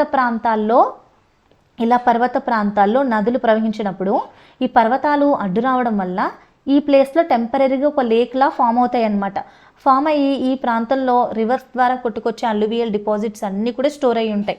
తర్వాత నెమ్మదిగా ఈ మౌంటైన్స్లో ఏదైనా ఒక వీక్ రాక్ని చూసుకుని ఈ నీరు ఫర్దర్గా ఫ్లో అయిపోద్ది కదా. ఫర్దర్గా ఫ్లో అయిపోయిన తర్వాత ఈ ప్రాంతం అంతా నీరు ముందుకు వెళ్ళిపోయి ఈ ప్రాంతం అంతా ఖాళీ అయిపోతుంది. సో ఈ ఖాళీ ప్రాంతంలో ఆల్రెడీ అల్లువియల్ డిపాజిట్స్ ఉన్నాయి కదా, ఇది ఒక లోతైన లోయలుగా ఫామ్ అయ్యాయి అనమాట. వీటిని దూన్ వ్యాలీస్ అంటారు. లీవార్డ్ సైడ్, ఇది మీరు ఎక్కడైనా విన్నారా? లెసన్లో విన్నాం, గుర్తుందా? ఇది చిన్న చిన్న వర్డ్స్ కూడా ఒక్కోసారి వదిలేస్తాం, కానీ తెలుసుకోవడం చాలా ఇంపార్టెంట్. ఓకే, ఎటైతే గాలి కొట్టదో ఆ వైపునే మనం లీవార్డ్ అంటాం. ఎటువైపు అయితే గాలి వీచదో దాన్ని లీవార్డ్ సైడ్ అంటాం. ఇది మనం థార్ డెజర్ట్ గురించి డిస్కస్ చేసినప్పుడు ఈ వర్డ్ని విన్నాం, గుర్తుందా? The Thar desert is located on the leeward side of Aravalli mountains. మన భారతదేశంలో అరావలి పర్వతాలు ఇక్కడ రాజస్థాన్ దగ్గర ఉన్నాయి. ఈ అరావలి పర్వతాల వల్ల ఈ వెస్ట్రన్ వైపు మాన్సూన్స్ అనేవి వెళ్ళవన్నమాట. ఈ పర్వతాలు అడ్డు రావడం వల్ల మాన్సూన్స్ అనేవి అటు వెళ్ళవు. అండ్ ఆ కారణంగా కొన్ని లక్షల ఇయర్స్ నుంచి వర్షాలు పడకపోవడం వల్ల ఈ ప్రాంతం అంతా ఎడారిగా మారిపోయింది. లీవార్డ్ సైడ్ అంటే the direction that is sheltered from wind, example by a range of mountains. Mountains వల్ల గాలి వీచకుండా, చూడండి ఇక్కడ మీకు పిక్చర్ ఇచ్చాను కదా, ఇటు నుంచి విండ్ అనేది వస్తుంది. ఇదేమి మౌంటైన్, ఈ మౌంటైన్కి అవతల పక్కన ఉన్న భాగానికి ఈ విండ్స్ వెళ్ళలేవు, ఎందుకంటే ఇక్కడ మబ్బులన్నీ ఏమవుతాయి, ఇటువైపు ట్రావెల్ చేయలేక మళ్ళీ వెనక్కి తిరిగిపోతాయి అనమాట. సో అలా ఇటు వెళ్ళకపోవడం వల్ల ఇక్కడ వర్షాలు అనేవి పడవు. వర్షం పడదు కాబట్టి ఆబ్వియస్లీ ఇక్కడ ఏం ఫామ్ అవుతాయి, డెజర్ట్స్ ఫామ్ అవుతాయి. దీన్ని లీవార్డ్ సైడ్ అంటారు. ఇది లీవార్డ్ అంటే ప్రతివాత లేదా గాలి వీచని వైపు అని అర్థం. లీవార్డ్ అంటే ఏంటో అర్థమైందా? ఫస్ట్ లెసన్లో కీవర్డ్స్ అన్నీ డిస్కస్ చేసుకున్నాం. ఇప్పుడు ప్రతి కీవర్డ్ యొక్క మీనింగ్ మీకు తెలుసు. సో మీకు ఎలా క్వశ్చన్ వచ్చినా మీరు ఆన్సర్ చేయగలగాలి. Next abbreviations. ఈ లెసన్లో పెద్ద ఎక్కువ ఏమి లేవు, అబ్రివేషన్స్ 2 ఉన్నాయి. ఇది కూడా మీకు చాలా తెలిసినవి, చాలా easy. IST Indian standard time, GMT Greenwich mean time. ఈ 2 ఆల్రెడీ మీకు లెసన్లోని ఆన్సర్స్లోనే డిస్కస్ చేశాను కదా. Indian standard time, Greenwich mean time. మొత్తం వరల్డ్కి ఒక బేసిక్ టైంలా కన్సిడర్ చేసేది గ్రీన్విచ్ మీన్ టైం, అంటే వరల్డ్ మొత్తానికి స్టాండర్డ్ టైంగా కన్సిడర్ చేసేది. ఓకేనా? ఇది కూడా మీరు బాగా నేర్చుకోవాలి, abbreviations. Okay, so this is all about this lesson. ఈ లెసన్లో మనం question and answers, keywords, abbreviations discuss చేసుకున్నాము. ఇలాగే ప్రతి లెసన్లోని క్వశ్చన్ ఆన్సర్స్, కీవర్డ్స్, అబ్రివేషన్స్ మొత్తం మీ ఎగ్జామ్కి ఏదైతే కావాలో చాలా మీకు రివిజన్ చాలా తేలికైపోతుంది మన వీడియోస్ చూడడం వల్ల. ఓకేనా? వీడియో మొత్తం చూడండి, చక్కగా టెక్స్ట్ బుక్ లేదా మీ స్టడీ మెటీరియల్స్, నోట్స్ పక్కన పెట్టుకుని అండర్లైన్ చేసుకుంటూ ఇంపార్టెంట్ పాయింట్స్ రాసుకుంటూ, ఓకేనా, అర్థం చేసుకుంటూ పిక్చర్స్ చూడండి. మనకి విజువల్ చూసినప్పుడు చాలా బాగా అర్థమవుతుంది. ఓకేనా? సో మీరు ఆ విధంగా బాగా ప్రాక్టీస్ చేసుకోండి. మీరు ఎగ్జామ్లో 100% బాగా స్కోర్ చేయగలుగుతారు. మీకు ఈ వీడియో నచ్చింది అనుకుంటున్నాను. మర్చిపోకుండా సబ్స్క్రైబ్ చేసుకోండి. బెల్ ఐకాన్ అయితే క్లిక్ చేసి ఆల్ అని క్లిక్ చేయండి. నేను ప్రతి లెసన్ పెట్టగానే మీకు రీచ్ అవుతుంది. డెఫినెట్గా మీ క్లాస్ ఫ్రెండ్స్కి, స్కూల్ ఫ్రెండ్స్కి షేర్ చేయడం మర్చిపోవద్దు. Okay, thank you, bye bye.